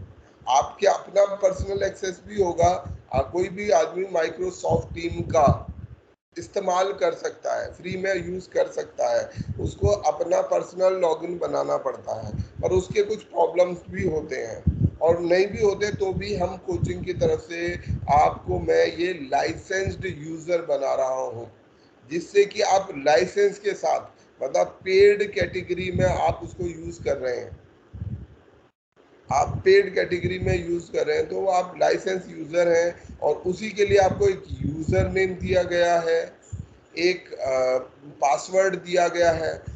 तो आपको बस सिर्फ जाना है टीम्स ऐप पर, उसे खोलना है। अगर कोई प्रीवियस लॉगिन हो रखा है, साइन आउट करना है। साइन आउट करने के बाद आपको वापस टीम्स पे आना है, दोबारा से यूजर नेम से लॉगिन कीजिए उस पासवर्ड को, और ये पासवर्ड जो दिया गया है ये वन टाइम पासवर्ड है। अगर आप लोगों को ये नहीं पता कि पासवर्ड वन टाइम क्या होता है, वन टाइम पासवर्ड होता है कि किसी भी चीज के लिए एक बार किसी ऐप में जब आप पहली बार जाते हो तभी उसे इस्तेमाल कर सकते हो। तो जैसे ही आप इस वन टाइम पासवर्ड को डालोगे, वो इसलिए होता है वन टाइम पासवर्ड क्योंकि वन टाइम पासवर्ड जो एडमिनिस्ट्रेटर होता है उसकी नॉलेज में होता है, मुझे पता है किस बच्चे का क्या पासवर्ड है। तो हम में से बहुत बार ये नहीं कोई चाहेगा कि मेरा पासवर्ड किसी को भी पता रहे, मुझे भी पता रहे, वो आप ना चाहोगे, नहीं चाहोगे, तो आप उसको अपने पासवर्ड को आपको चेंज करना होता है। तो आपको ये वन टाइम पासवर्ड वहाँ भरना है और 2 बार अपना पासवर्ड जो भी आप रखना चाहो उसको सेट करना है। तो अगर कोई अभी भी लॉगिन नहीं कर पाया है तो मुझे बता दे, पर मैं इतना एक्सपेक्ट करता हूँ कि कुछ बेसिक कंप्यूटर की यूटिलिटीज आप सभी लोगों को आनी चाहिए। अगर किसी का बैकग्राउंड बहुत ज़्यादा ऐसा है तो बताए, परंतु आज के समय में, आज के डिजिटल युग में, और आप लोग सब यंगस्टर्स हो, इतने बच्चे कोई नहीं होगा कि किसी को यूज कर। हाँ जी बोलो। सर ये स्टूडेंट्स लॉगिन में अपना पर्सनल ईमेल भर सकते हैं या फिर वो भरना है जो ईमेल में आया है? नहीं, केवल जो आपको यूजर नेम दिया गया है, आपको एक यूजर नेम दिया गया है आप सभी का, और वो ईमेल नहीं है, ध्यान रखिएगा, that is not a email, that is a user name. आपको एक यूजर नेम इस तरीके का होगा जिसमें वो आपका फर्स्ट नेम आएगा, किसी भी स्टूडेंट का फर्स्ट नेम, जैसे अगर मेरा है तो प्रवीण, उसके बाद प्रवीण के बाद एक नंबर आएगा, जैसे आपका रोल नंबर लेट से 3000 है, T3000 ये आपका रोल नंबर है, तो ये होगा प्रवीण 3000 @deep.denpower.org है, जिस पर ये सारी हम ऑनलाइन एक्टिविटी कर रहे हैं। वो ये वेबसाइट है deep.denpower.org। इसका ये सिंपल यूजर नेम है, इस यूजर नेम को डालिए और पासवर्ड को डाल दीजिए और आपका लॉगिन हो जाना चाहिए। और पासवर्ड फर्स्ट टाइम भरते समय ध्यान रखिएगा, जब आप फर्स्ट टाइम पासवर्ड यूज करेंगे, जो आप अपना पासवर्ड सेट कर रहे हैं, आपको अपना पासवर्ड सेट करना पड़ेगा। तो जो पासवर्ड सेट करेंगे उसको कहीं ध्यान से लिख लीजिएगा, और उसमें कहाँ कैपिटल है, कहाँ स्मॉल है, कहाँ, क्योंकि यहाँ पर गलती की कोई गुंजाइश नहीं होती पासवर्ड में। पासवर्ड में अगर एक बाल के बराबर भी फर्क कर देंगे, पासवर्ड आपका काम नहीं करेगा। आपने स्पेस डाल दिया, आपने कैपिटल का स्मॉल कर दिया या स्मॉल का कैपिटल कर दिया, और नंबर और कुछ स्टैंडर्ड पॉलिसी है पासवर्ड की, वो यूनिवर्सल हो गई है आजकल। कि एक लेटर कैपिटल होगा, एक स्मॉल होगा, एक नंबर होगा और एक स्पेशल कैरेक्टर होगा और कम से कम 8 कैरेक्टर्स का पासवर्ड होगा। ये बुनियादी चीज है। तो आप लोग अगर किसी कोई अभी तक लॉगिन नहीं कर पाया है तो लॉगिन कर लेना। जो मेल पर आपको भेजा गया है, मेल पर जो चीज भेजी गई है वो टीम्स ऐप का पासवर्ड और यूजर नेम है। इसका स्टूडेंट लॉगिन से कोई लेना देना नहीं है, तो ये ध्यान रखकर आप इसको लॉगिन कीजिएगा। सर हाँ हाँ जी बोलिए। बोल रही हैं आप या मैं बोलूं? अब बोलो एक जन तो कोई बोलो। सर मेरी ईमेल पर कोई पासवर्ड वगैरह नहीं आया है। आपकी जितनी भी प्रॉब्लम्स हैं, अगर आपकी कोई भी पर्सनल प्रॉब्लम है, किसी का मेल नहीं आया, पासवर्ड नहीं आया, कोई भी पर्सनल इशू है, आप में से कोई भी पर्सनल इशू को ना व्हाट्सएप पर रेज करेगा और ना क्लास में रेज करेगा। अगर वो कोई एक कॉम्बाइंड इशू है तब तो ठीक है कि भाई सभी स्टूडेंट को एक जैसी प्रॉब्लम आ रही है, तब ठीक है। परंतु जैसे किसी के पास मेल नहीं आया, अब आपका मेल आईडी गलत होगा, बहुत सारे कारण हो सकते हैं। तो आप एक पर्सनल जो कोचिंग का ऑफिशियल नंबर है उस पर एक सिंपल पर्सनल व्हाट्सएप कीजिए। जो लोग व्हाट्सएप ग्रुप में डिस्कशन करने लग रहे हैं, इसमें क्या करेंगे, ऐसा क्या करना है, वो आपको नहीं करना है। वो व्हाट्सएप ग्रुप इसलिए नहीं बनाया गया है। व्हाट्सएप ग्रुप से आपको फिर डिसेबल कर दिया जाएगा, आपको प्रॉब्लम होगी बाद में। वो व्हाट्सएप ग्रुप केवल कुछ मैसेज भेजने के लिए कि भाई आज क्लास है, आज क्लास नहीं है, आज क्लास में कौन पढ़ाएगा, आज क्लास में क्या पढ़ाया जाएगा, या कोई स्टडी मटेरियल मैं शेयर करना चाहूँगा। ध्यान रखिएगा, मैं शेयर करना चाहूँगा। कोई स्टूडेंट उसमें स्टडी मटेरियल या कोई गुड मॉर्निंग, गुड इवनिंग ये नहीं भेजेगा। आपको मैं पहले भी बात समझा चुका हूँ, हर एक स्टूडेंट अगर भेजना चाहेगा तो वो काम कभी नहीं हो पाएगा। 150-200 लोग हो, वो मैसेज फ्लडेड ही होता रहेगा, आपकी क्लास मिस होंगी, आपकी इंपॉर्टेंट इंफॉर्मेशन मिस होगी। अगर आपको कोई कलेक्टिव इशू लगता है, कोई बड़ा इशू लगता है, कोई चीज़ आपको समझ नहीं आ रही, कोई चीज़ बोली गई थी वो नहीं हो पाई, आप ग्रुप में डाल दीजिए, उसके लिए कोई दिक्कत नहीं है। पर it has to be collective, individual नहीं होनी चाहिए। ठीक है, आप जिसकी भी पर्सनल प्रॉब्लम है वो पर्सनल प्रॉब्लम मुझे शेयर कर लीजिएगा व्हाट्सएप पर। पर्सनली डायरेक्टली मैसेज भेजना है, ग्रुप में नहीं भेजना है। दूसरा, टीम्स ऐप पर लॉगिन करने में कुछ समस्याएं आती हैं। ठीक है, अगर किसी को टीम्स ऐप की प्रॉब्लम आएगी तो वो भी अलग से भेजना, पर जो बेसिक चीज बताई गई है उसका ध्यान रखते हुए चलिए। अभी हम वापस, हाँ sir, good morning sir. Sir actually ना मेरी जो कॉलेज की क्लास है ना वो भी टीम पे ही होती है। सर मैंने अकाउंट भी बना रखा है, बट मैंने वहीं से स्टार्ट करी क्लास, बट सर मेरा रोल नंबर शो नहीं हो रहा। आपको शायद दोनों जगह साइन आउट करना पड़ेगा। आपको सबसे पहले साइन आउट करना है और उसके बाद अपना लॉगिन करना है। और सर साइन आउट नहीं हो सकता, कॉलेज की क्लासेस होती है वहां से। मेरे ख्याल से उसमें ऐसा नहीं होता, ऑप्शन होती है सर। उसमें एक ऑप्शन होता है ऐड अकाउंट करके, तो उससे हम अपना जो अकाउंट होता है उसे स्विच कर सकते हैं। ठीक, तो ऐड अकाउंट कर लीजिए, एक साथ आपके दो अकाउंट क्लास ले रहा हूँ तो ऐसा प्रॉब्लम नहीं आया। चलो कोई बात नहीं, जिसको नहीं आया बहुत अच्छी बात है। चलो अब हम लोग आगे बढ़ते हैं।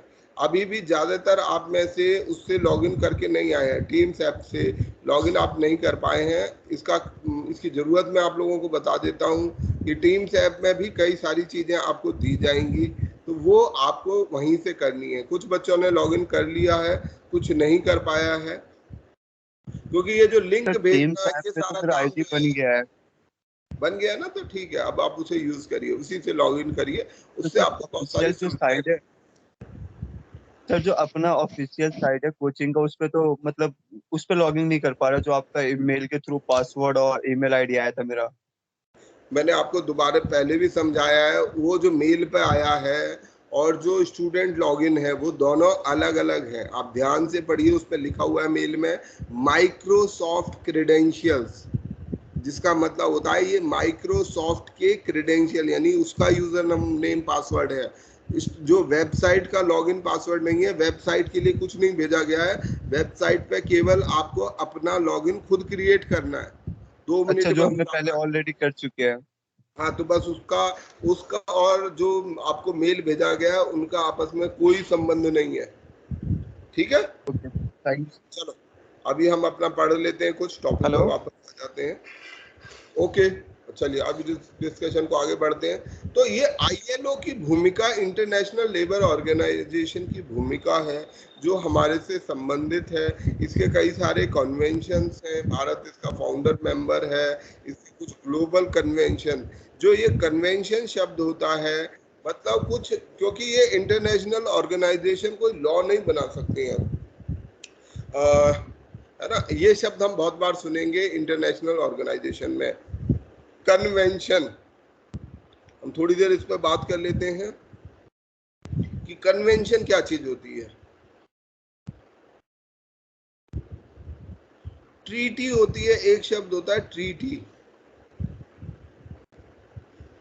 संधि। कई अलग अलग देशों ने, क्योंकि जब इंटरनेशनल ऑर्गेनाइजेशन की बात करें, यूनाइटेड नेशन की बात करें या किसी भी इंटरनेशनल ऑर्गेनाइजेशन की बात करें, वो कैसे काम करेगी, या इसको साधारण तरीके से चलें, पंचायत आपकी गांव की कैसे चलती है। गांव में आप लोगों ने पंचायतें देखी होंगी, हो सकता है नहीं देखी होंगी, कुछ आपको बेसिक आइडिया जरूर होगा। पंचायत कैसे काम करती है सर? सबके एग्रीमेंट से, एक लीडर होता है सबके एग्रीमेंट से। हाँ, सब यहाँ महत्वपूर्ण ये है, पंचायत का कोई लॉ नहीं होता। पंचायत में अब जैसे पंचायत की आपकी किसी एक आदमी की कुछ समस्या है, 2 आदमियों को कुछ झगड़ा है, वो जाते हैं पंचायत में। क्या पंचायत के पास कोई कानून की किताब होती है कि सेक्शन फलाना फलाना? नो सर, कुछ नहीं होता। तो वो कैसे झगड़े सुलझा देती है पंचायत, कैसे डिस्प्यूट रेजोल्यूशन कर पाती है? वो क्या करती है, एक आम सहमति बनाती है, एक बेसिक प्रिंसिपल ले डाउन कर देती है कि भाई ये चीज गलत है, ये चीज सही है, ये चीज करनी है, ये चीज नहीं करनी है। और जितने गांव के लोग हैं वो उस पर एग्री करते हैं कि भाई हाँ ये काम गलत है, चोरी करना गलत है, कोई चोरी नहीं करेगा।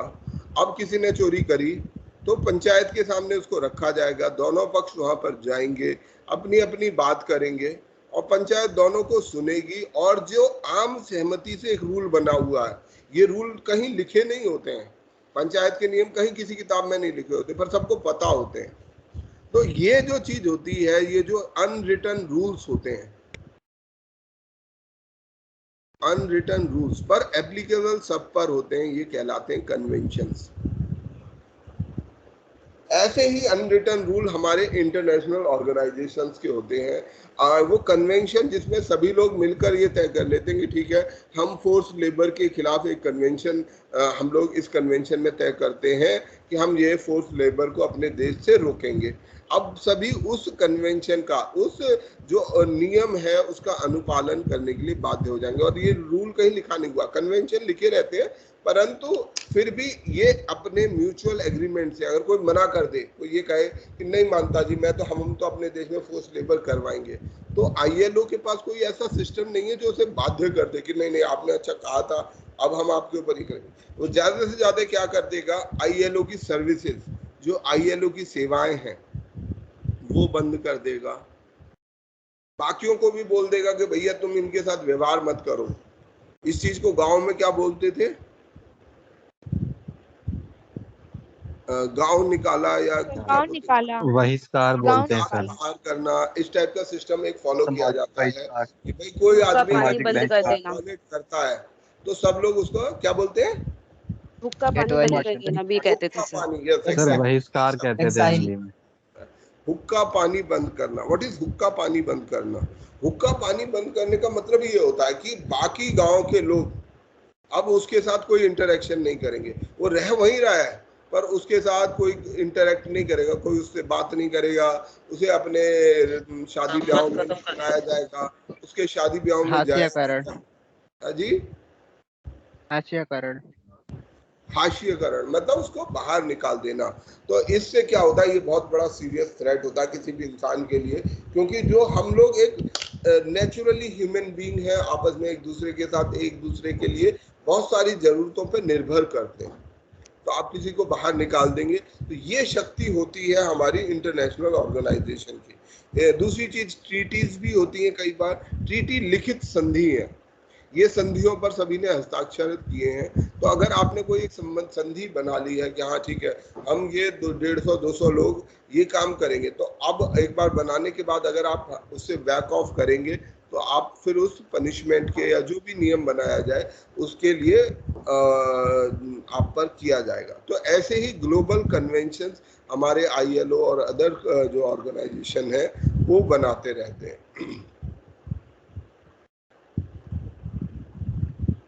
ये हमारा हो गया ILO में भारत का रोल अपना इम्पोर्टेंट है, हम उसके फाउंडर मेंबर हैं, पेनलाइज करते हैं चाइल्ड लेबर को। आज के समय में ये prostitution and production of pornography ये भी इसके अंदर कवर्ड है, production and trafficking of drugs, क्योंकि ड्रग्स भी कहीं ना कहीं छोटे बच्चों को, लेबर को, कुछ ऐसे स्थान हैं जहां इसको इस्तेमाल किया जाता है काम के लिए। ड्रग्स को बहुत जगह ऐसी हैं जहां लोगों को तनख्वाह ना देकर अफीम खिलाई जाती है, अफीम एडिक्टिव बना लेती है और उस एडिक्शन से उनसे काम कराया जाता है। ILO के बाद हम डिस्कस कर रहे थे FAO को। FAO जो है ये इसका क्या उद्देश्य है? फूड एंड एग्रीकल्चर ऑर्गेनाइजेशन 1945 में बनाया गया और इसका ऑब्जेक्टिव है eliminating hunger, to eliminate hunger and improve nutrition. Number 3 standard of living, और मेथड क्या है, तरीका क्या है? By increasing agriculture productivity. तो ये इसके उद्देश्य है food and agriculture organisation FAO के। इसका हेडक्वार्टर रोम इटली में है। हमारी दुनिया, खासतौर में 1945 की दुनिया बात करें तो इस समय पर भयंकर अकाल इसी समय पर 43 से लेके शायद 47 तक भारत में, बंगाल में एक वन ऑफ द बिगेस्ट अकाल पड़ा है। उसके बाद भी इस तरीके के अकाल या भुखमरियां होती रहीं। तो ये जो अकाल भुखमरी थी क्योंकि फूड की शॉर्टेज थी, खाने का प्रोडक्शन कम था, लोगों के पास पैसा नहीं था उसे खरीदने के लिए, तो इस कारण से अकाल और भुखमरी होती थी। अब धीरे धीरे वो कम हो गई है। आज के समय में हम बड़े स्तर पर इनको नहीं सुनते हैं, पर वो समय ऐसा था जब ये चीज होती थी। तो ये विशेष ऑर्गेनाइजेशन बनाया गया कि पूरी दुनिया में जो हंगर या भुखमरी अकाल को कम किया जाए, न्यूट्रिशन को, लोगों के पोषण को बेहतर किया जाए। भुखमरी और न्यूट्रिशन में क्या फर्क होता है? न्यूट्रिशन का मतलब कि न्यूट्रिशियस फूड अवेलेबल करवाना, जैसे कि विटामिन रिच, जैसे फोर्टिफाइड राइस वगैरह। Food is not possible to provide तक देखा जाए न्यूट्रिशन, मतलब कि जो क्राइटेरिया फिक्स होती है ना कि इतना न्यूट्रिशन प्रोवाइड करवाना चाहिए as a government to citizen, वो नहीं टारगेट पे एम कर पाना। ठीक है, वेरी गुड। तो फूड एंड न्यूट्रिशन को समझना चाहिए। इंसान की पहली जरूरत होती है फूड, ठीक है, फूड, खाना उसे मिलना चाहिए। अब उसे खाना नहीं मिलेगा तो बहुत समस्याएं हो जाएंगी। परंतु कई बार आपको ये मिलेगा कि आदमी को फूड तो मिल रहा है, खाना तो उसको उपलब्ध है, खाना तो वो खा रहा है, परंतु वो खाना डेफिशिएंट खाना है। उसमें जो एसेंशियल न्यूट्रिएंट्स हैं, जो न्यूट्रिएंट्स होने चाहिए वो नहीं है। खाने में क्या क्या न्यूट्रिएंट होने चाहिए? मेजर न्यूट्रिएंट होते हैं और माइनर न्यूट्रिएंट होते हैं।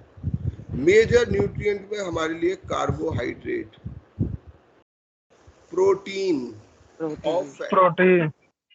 ठीक है, ये माइनर न्यूट्रिएंट्स में हमारे पास विटामिन्स हैं, मिनरल्स हैं, आयरन है, ट्रेस एलिमेंट्स हैं, ऐसे बहुत सारे पदार्थ हैं जिनको हम माइनर न्यूट्रिएंट कहते हैं।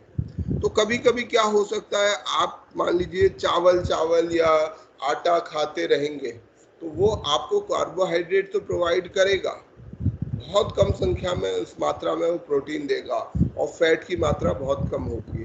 तो अगर खाली जैसे जब अकाल या भुखमरी तो लोग आटा तो कहीं से या चावल अरेंज कर ले, पर जो अदर चीजें हैं, सब्जियां हैं या फैट है, वो मिल नहीं रहा, तो उसके कारण कई तरह की बीमारियां हैं जो उनको हो सकती हैं। इसके अलावा जो माइनर न्यूट्रिएंट्स हैं, आयरन की कमी से अनीमिया हो सकता है, विटामिन ए की कमी से रतौंधी हो सकती है, ऐसे बड़े सारे रोग हैं जो हमें न्यूट्रिएंट की कमी के कारण हो सकता है। तो पहला काम है जो हमारे FAO का कि एलिमिनेट हंगर, हमें भूखमरी को रोकना है।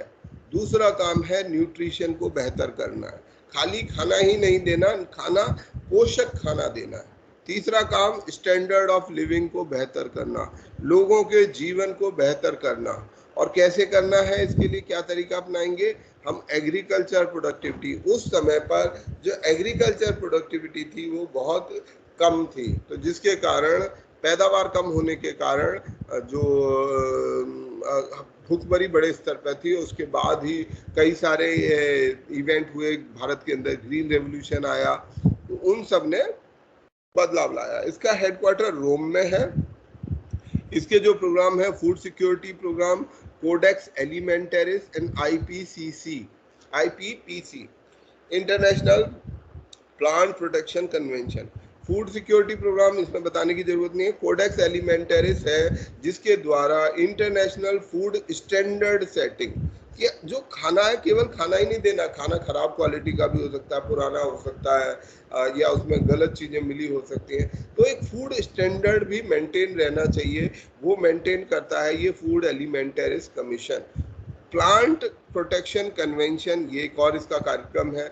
इसके द्वारा हमारे जो प्लांट्स हैं, एग्रीकल्चरल प्लांट्स भी हैं, उनका खतरा होता है। क्या खतरा होता है कि एक प्लांट जो हो सकता है वो हमने कहीं यहाँ से ग्रेन बेचा, हमने अनाज यहाँ से बाहर भेजा, अब उस अनाज के साथ साथ कुछ पेस्ट के जो जीव, जो प्लांट्स के पेस्ट होते हैं वो भी चले गए, तो वो जो पेस्ट है वो वहां पर मौजूद नहीं था, पर अब वहां पर आ जाएगा और वो वहां पर भयंकर तबाही फैला सकता है। तो ये जो प्लांट प्रोटेक्शन कन्वेंशन है, ये कोशिश करता है इस तरीके के इन्वेजिव प्लांट या पेस्टिसाइड्स को प्रसार को रोका जाए। सर हायासिंथ, हाँ जी, जैसे कि हायासिंथ, एक आपने वो कौन सी घास देखी होगी, घास नहीं जो पेड़ों पे, घास, हाँ, बड़े का अलग अलग तरीके के पेस्ट हैं, ठीक है। कुछ ऐसे भी हैं जो एनिमल या इंसेक्ट ओरिजिन के हैं, कुछ ऐसे हैं जो प्लांट ओरिजिन के हैं, ठीक है। एक ये ग्लोब फिश इसका कार्यक्रम है जिसके अंतर्गत ये दुनिया भर के फिश मार्केट को ट्रैक करता है, ग्लोब फिश, ठीक है। तो ये सब काम करता है हमारा FAO। आगे बढ़ते हैं। FAO के बाद यूनेस्को। यूनेस्को आपको अभी जो पढ़ना है, मैं आपसे ये अपेक्षा रखूंगा कि आप शुरुआत की पढ़ाई में केवल हर ऑर्गेनाइजेशन का नाम, उसका एब्रीविएशन, उसका बेसिक काम कि वो करता क्या है, और उसकी बेसिक हिस्टोरिकल बैकग्राउंड वो याद कर लीजिए, और उसके बड़े बड़े प्रोग्राम। अभी उसकी फाइनल डिटेल में मत जाइएगा कि 2020 में FAO ने ये किया, 2019 में ये किया, है ना, ये डिटेल अभी मत पकड़िए, अभी इसको रुक जाते हैं। इस डिटेल को हम हासिल करेंगे towards the end of this course, that would be in month of Feb and March. फरवरी मार्च के महीने में जब हम करंट अफेयर करेंगे, तब उस समय हम इंटरनेशनल बॉडीज के, ऑर्गेनाइजेशन के जो उस समय के हालात हैं उनको दोबारा से पढ़ेंगे, क्योंकि अगर अभी पढ़ भी लेंगे तो क्या, साल भर का समय है, साल भर में बहुत कुछ बदलता रहेगा, तो हमारा जो पढ़ा हुआ है वो लेस यूजफुल हो जाएगा। तो यूनेस्को क्या है? United nation educational, scientific and cultural organisation, ठीक है। यूनेस्को की फुल फॉर्म है E for education, S for scientific, C for cultural organisation. UNESCO, united nation educational, scientific and cultural organisation. करती क्या है ये, क्या काम है इसका? Number 1 promoting peace, social justice दूसरा काम, तीसरा काम ह्यूमन राइट्स, चौथा काम इंटरनेशनल सिक्योरिटी। ठीक है, तो ये इसके क्या क्या काम है? Promotion of peace, social justice लाना, ह्यूमन राइट्स, इंटरनेशनल सिक्योरिटी। और कैसे करना है? हर एक ऑर्गेनाइजेशन का अपना तरीका है। कोई लेबर के वेलफेयर के द्वारा ये काम कर रहा है, कोई फूड के द्वारा ये काम कर रहा है। यूनेस्को यही काम educational, science and cultural programmes के द्वारा करता है। ठीक है, सब काम एक ही कर रहे हैं, पर कैसे कर रहे हैं, तरीके अलग अलग हैं। यूनेस्को उसी काम को एजुकेशन के माध्यम से, साइंस के डेवलपमेंट के माध्यम से और कल्चरल प्रोग्राम्स को बढ़ाकर करता है। इसमें 195 मेंबर्स हैं, 195, और ये नंबर भैया चेक कर लेना, मुझे शिकायत मत करना। और इसका हेडक्वार्टर पेरिस में है, इसका हेडक्वार्टर पेरिस में है यूनेस्को का।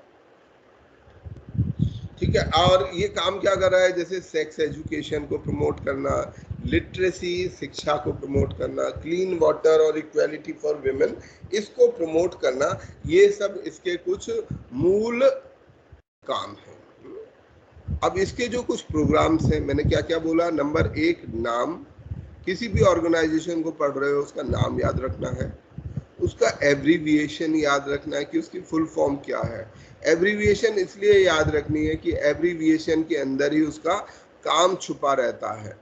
UNESCO, united nation educational scientific and cultural organisation. तो यानी कि ये ऑर्गेनाइजेशन किसके लिए काम करेगी? एजुकेशन के लिए, साइंस के लिए, कल्चर के लिए। तो इससे हमें एब्रीविएशन इसलिए याद रहनी चाहिए। इसका हेडक्वार्टर याद करना है, हेडक्वार्टर याद कर लीजिए कि कहाँ हेडक्वार्टर है। कब बनाया गया ये भी याद कर लीजिए। जनरली ये एक ही समय पर बनाए गए हैं, पर फिर भी किस वर्ष इसको बनाया गया वो याद कर लीजिए। और उसके बाद इसका इम्पोर्टेंट काम, एरिया ऑफ वर्क, इसको काम क्या करना है, एरिया ऑफ वर्क क्या है, और आखिर में इसके इम्पोर्टेंट प्रोग्राम क्या है। बड़े बड़े प्रोग्राम, हर एक ऑर्गेनाइजेशन के अपने अपने प्रोग्राम हैं। हमने अभी बात करी थी FAO का, उसका IPPC प्रोग्राम है, उसका प्रोग्राम हमारा वो कोडेक्स एलिमेंटरिस है, फूड सिक्योरिटी प्रोग्राम है, तो ये सब उसके कार्यक्रम हैं। ऐसे ही हमारे यूनेस्को का कार्यक्रम है वर्ल्ड हेरिटेज मिशन।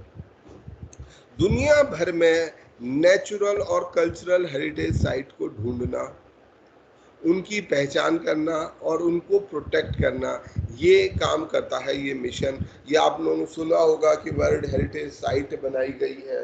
तो वर्ल्ड हेरिटेज साइट जो बनाई जाती है वो यूनेस्को के वर्ल्ड हेरिटेज मिशन के अंतर्गत बनाई जाती है, और उसमें फिर यूनेस्को खुद डायरेक्टली नज़र रखता है कि भाई ये हेरिटेज मेंटेन हो। उसका अपना क्राइटेरिया है, उसका सिलेक्शन क्राइटेरिया होता है।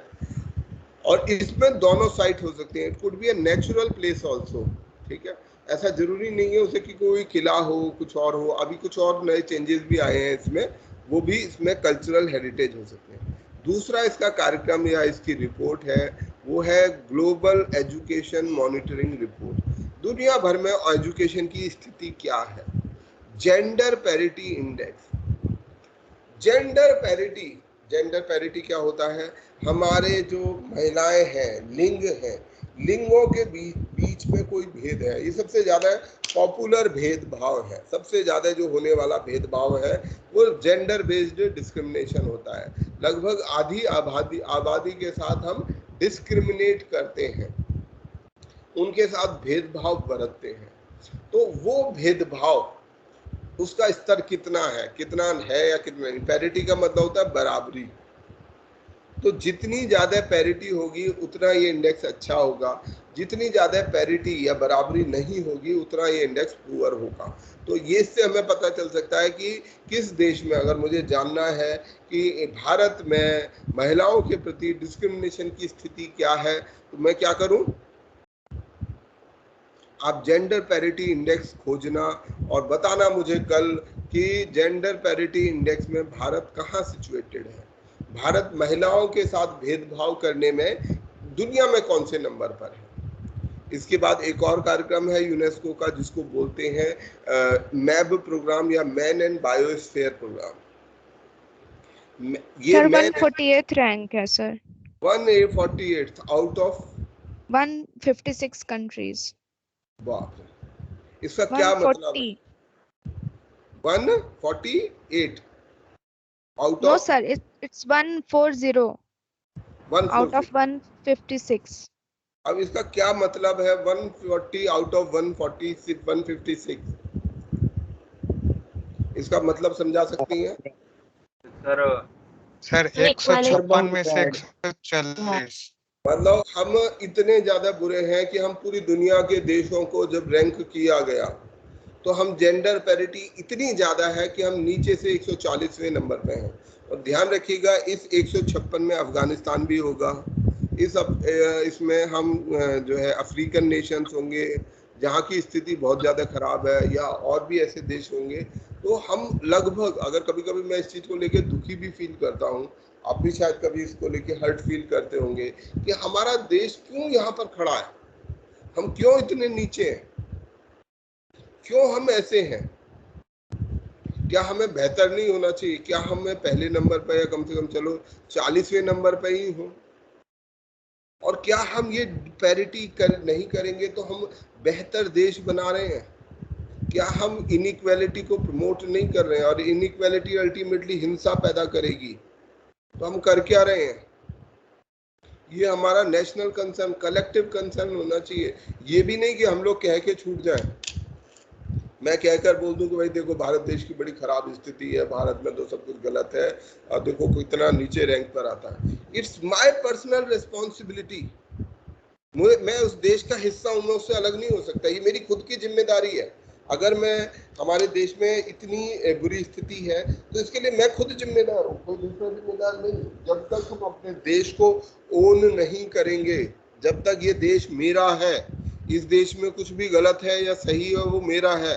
ये नहीं कि जो देश में अच्छा हो रहा है वो तो मेरा है, जो गलत हो रहा है वो पता नहीं किसका है, उसके लिए भारत सरकार जिम्मेदार है।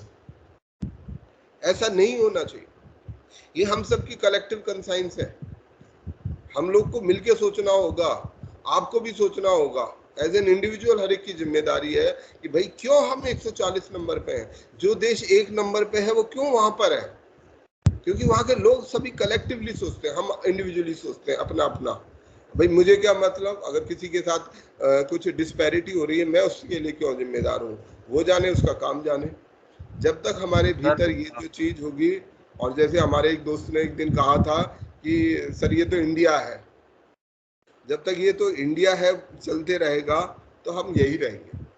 सर हो सकता है कि जैसे कि सर कुछ देश होता है उनकी पॉपुलेशन कम होती है और इंडिया की पॉपुलेशन सर बहुत ज्यादा है, सर ये भी एक कारण हो सकता है सर। इसका कोई कारण नहीं होता, इसके कोई लेना देना नहीं होता, इसका 0% लेना देना है। इसका आबादी सर ये पर, तो मेंटालिटी पे है सर, ये मेंटालिटी पर है। इसका ये तो सर सोच पर निर्भर करता है, आदमी की सोच। हाँ जी। हेलो, गुड मॉर्निंग सर, मेरा नाम हिना है। हाँ सर, मैं एक हैंडीकैप पर्सन हूँ। जैसा मैंने आपको बताया था, मैं जॉब के लिए जब अपना गई थी रिज्यूम वगैरह अपडेट करने के लिए, तब सर मुझे सिर्फ हैंडीकैप की वजह से मुझे मना कर दिया था। बिल्कुल एबिलिटी ना देख के सिर्फ हैंडीकैप की वजह से प्राइवेट सेक्टर्स में जॉब के लिए मना कर दिया गया। हमारे देश में हम लोग आपस में ही डिसेबिलिटी क्रिएट कर रहे हैं। कोई डिसेबल्ड है, हम उसके अंदर क्या योग्यता है या हमें क्या जरूरत है? आप तो यहाँ की बात कर रही हैं। इवन जो आईएएस में सेलेक्टेड है, यूपीएससी तक ये काम कर देती है। पता, अभी तो आप प्राइवेट सेक्टर की बात कर रहे हैं। यूपीएससी एक कॉन्स्टिट्यूशनल बॉडी है जो संविधान से बंधी हुई है। संविधान में लिखा गया है कि डिसेबल्ड लोगों को हमें प्रोटेक्शन देनी है, तब भी यूपीएससी तक ये काम कर देती है। अगर आप 10-5 साल पहले तक भी देखोगे, लोगों को पोस्टिंग नहीं देती थी। उनको डिसेबल्ड को सिलेक्ट तो कर लिया क्योंकि डिसेबिलिटी का कोटा है, उस कोटा के अंदर सेलेक्ट कर लिया, उसको पोस्टिंग नहीं दी, वो कोर्ट में घूम रहा है। पोस्टिंग भी दे दी तो उसको चार्ज नहीं मिला, डिस्ट्रिक्ट में उसको डीएम नहीं बनाया। जो पहला डिसेबल्ड डीएम बना था वो मुझे अभी ध्यान है 5-6 साल पहले की बात है, जब पहली बार कोई डिसेबल्ड पर्सन डीएम बन पाया था। क्योंकि हम मानसिक रूप से मानते हैं, अरे एक डिसेबल्ड पर्सन कैसे डीएम बन सकता है? अरे क्यों नहीं बन सकता भाई? आप में और उसमें क्या अंतर है? परंतु एबिलिटी देखनी चाहिए। हाँ नहीं, वो हमारी मानसिकता की, इसमें एबिलिटी की बात नहीं है, ये हमारी डिसेबिलिटी है, ये आपकी डिसेबिलिटी नहीं है। ये जो ऐसा सोच रहे हैं उनकी डिसेबिलिटी है कि वो डिसेबल्ड है, उन्हें ये समझ नहीं आ रहा कि भाई वो आदमी में क्या कमी है। आप एक आईएएस ऑफिसर से क्या करवाओगे? जो करवाओगे वो पर्सन भी कर सकता है, तो आप क्यों नहीं उसे वो काम देते हो? और जब आपके संविधान के अंदर लिखा हुआ है, आपकी व्यवस्था के अंदर लिखा हुआ है, पर हम हैं ऐसे, क्योंकि हम प्लीज जिसने भी ये बोला था इस बात को बुरा ना माने, पर मैं इस बात को कोट करता रहूंगा कि जब तक हम ये अप्रोच रखेंगे कि ये तो इंडिया है, ये जो अप्रोच है ये खतरनाक अप्रोच है। अरे ये मेरा इंडिया है, ये मेरा देश है, ये मेरा भारत है, मैं क्यों उसे 140वें नंबर पर रहने दूं? मैं क्यों नहीं उसके लिए काम करूं कि वो पहले नंबर पर आया? जब अंग्रेज यहाँ पर आए, हमें कभी, हम अंग्रेजों से बहुत सारी बुराई तो कर सकते हैं, उनके बारे में बहुत कुछ गलत सोच सकते हैं, पर कभी हमने ये बात सोचा है कितने लोग आए थे वहां से, उसमें बैठ के 10-20-50 हजार लोग भी नहीं थे। जब भारत पे आए वो 40-50 हजार लोग नहीं थे। जब वो गए थे तब भी वो 3 लाख लोग थे कुल। 1947 में जब अंग्रेज गए भारत से, कुल 3 लाख थे, और भारत की आबादी उस समय 30 करोड़ हुआ करती थी। केवल इतने कम लोगों ने, परंतु ये अपने देश के प्रति इनका इतना प्रेम था, अपने देश से पहले दूर, कम से कम उस समय पर जब ये 1718वीं सदी की 19वीं सदी की बात करूं, तो उस समय पर इंग्लैंड से यहाँ आने में 6 महीने से ज्यादा समय लगता होगा। और वो जो ट्रेवल था, जो सी से आते थे समुद्र से, वो आसान नहीं था, उसमें बहुत बार जहाज डूब जाते थे, मारे जाते थे। तो ये जो 6 महीने की यात्रा तो थी, जो बहुत मुश्किल यात्रा थी, उसके बावजूद वो यहाँ आते थे और तब भी अपने देश के बारे में सोचते थे। ये नहीं सोचते थे कि भाई हमारे देश का डेवलपमेंट कैसे हो, अगर मैं ये काम करूंगा इससे मेरे देश को फायदा होगा। हम ऐसा नहीं सोचते। हम कलेक्टिवली ये बात नहीं सोच पाते हैं कि भाई मेरे देश का किस चीज में फायदा है, मैं अपने देश को क्यों ना बनाऊं, मैं कैसे अपने देश को और बेहतर करूं, मेरा देश क्यों नहीं नंबर 1 बने।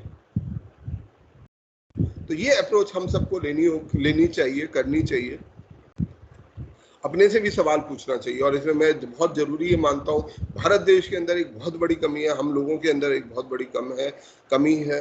हम लोग अपने अधिकार के लिए तो बहुत ज्यादा उत्साहित हैं कि सर मुझे ये नहीं मिला, मेरे साथ वहां पर गलत हो गया, वो गलत हो गया, ऐसा हो गया, वैसा हो गया।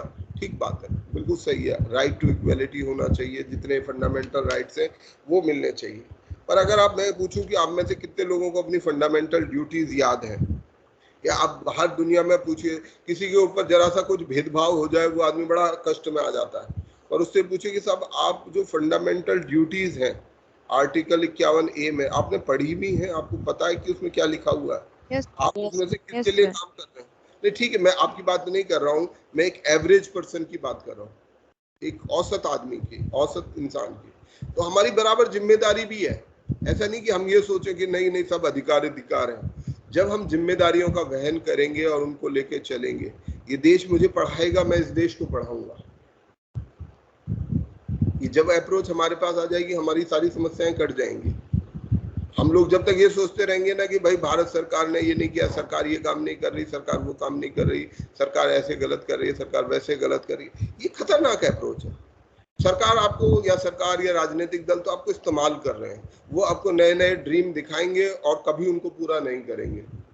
आप वो सपने में उलझ रहे हो तो उसके लिए आप भी तो जिम्मेदार हो। आप अपने व्यक्तिगत स्तर पे, हर आदमी 10 बच्चों को नहीं पढ़ा सकता क्या? हर बच्चा। और अगर हम 10 बच्चे, हर व्यक्ति ये संकल्प ले कि चलो हम 10 बच्चों को सपोर्ट करेंगे, उन्हें पढ़ाएंगे, तो मेरे ख्याल से अगले 10 सालों में हमारे देश में कोई भी बच्चा अनएजुकेटेड नहीं रहेगा, कोई भी बच्चा अनएम्प्लॉयड नहीं रहेगा, क्योंकि ये एक चेन है। एक 10 को पढ़ाएगा, 10 100 को पढ़ाएंगे, 100 1000 को पढ़ाएंगे, बहुत, हम अगले 10 सालों में बहुत कुछ बदल सकते हैं। बट दिक्कत संकल्प की है, दिक्कत है कि हम ओन करें उसको। हम कमियों को तो ओन कर सकते हैं, हम कमियों को गिना सकते हैं, पर अच्छाइयों को नहीं। और फ्रेंड्स, मैं आई थिंक हम लोग चर्चा में ज़्यादा चले गए, और कल हम यहीं से यूनेस्को से शुरू करेंगे। टाइम इज़ ऑलरेडी ओवर, मुझे रियलाइज़ नहीं हुआ, तो हम अपने आज की क्लास को यहीं ख़त्म करते हैं। कल हम चर्चा करेंगे। आप लोग तब तक अपने ये 2 लॉगिन, जो टीम का लॉगिन है और स्टूडेंट्स लॉगिन है, उसको कंप्लीट कर लीजिएगा। ठीक है, चलिए धन्यवाद आपका। Okay, thank you sir. Thank you. Thank you sir.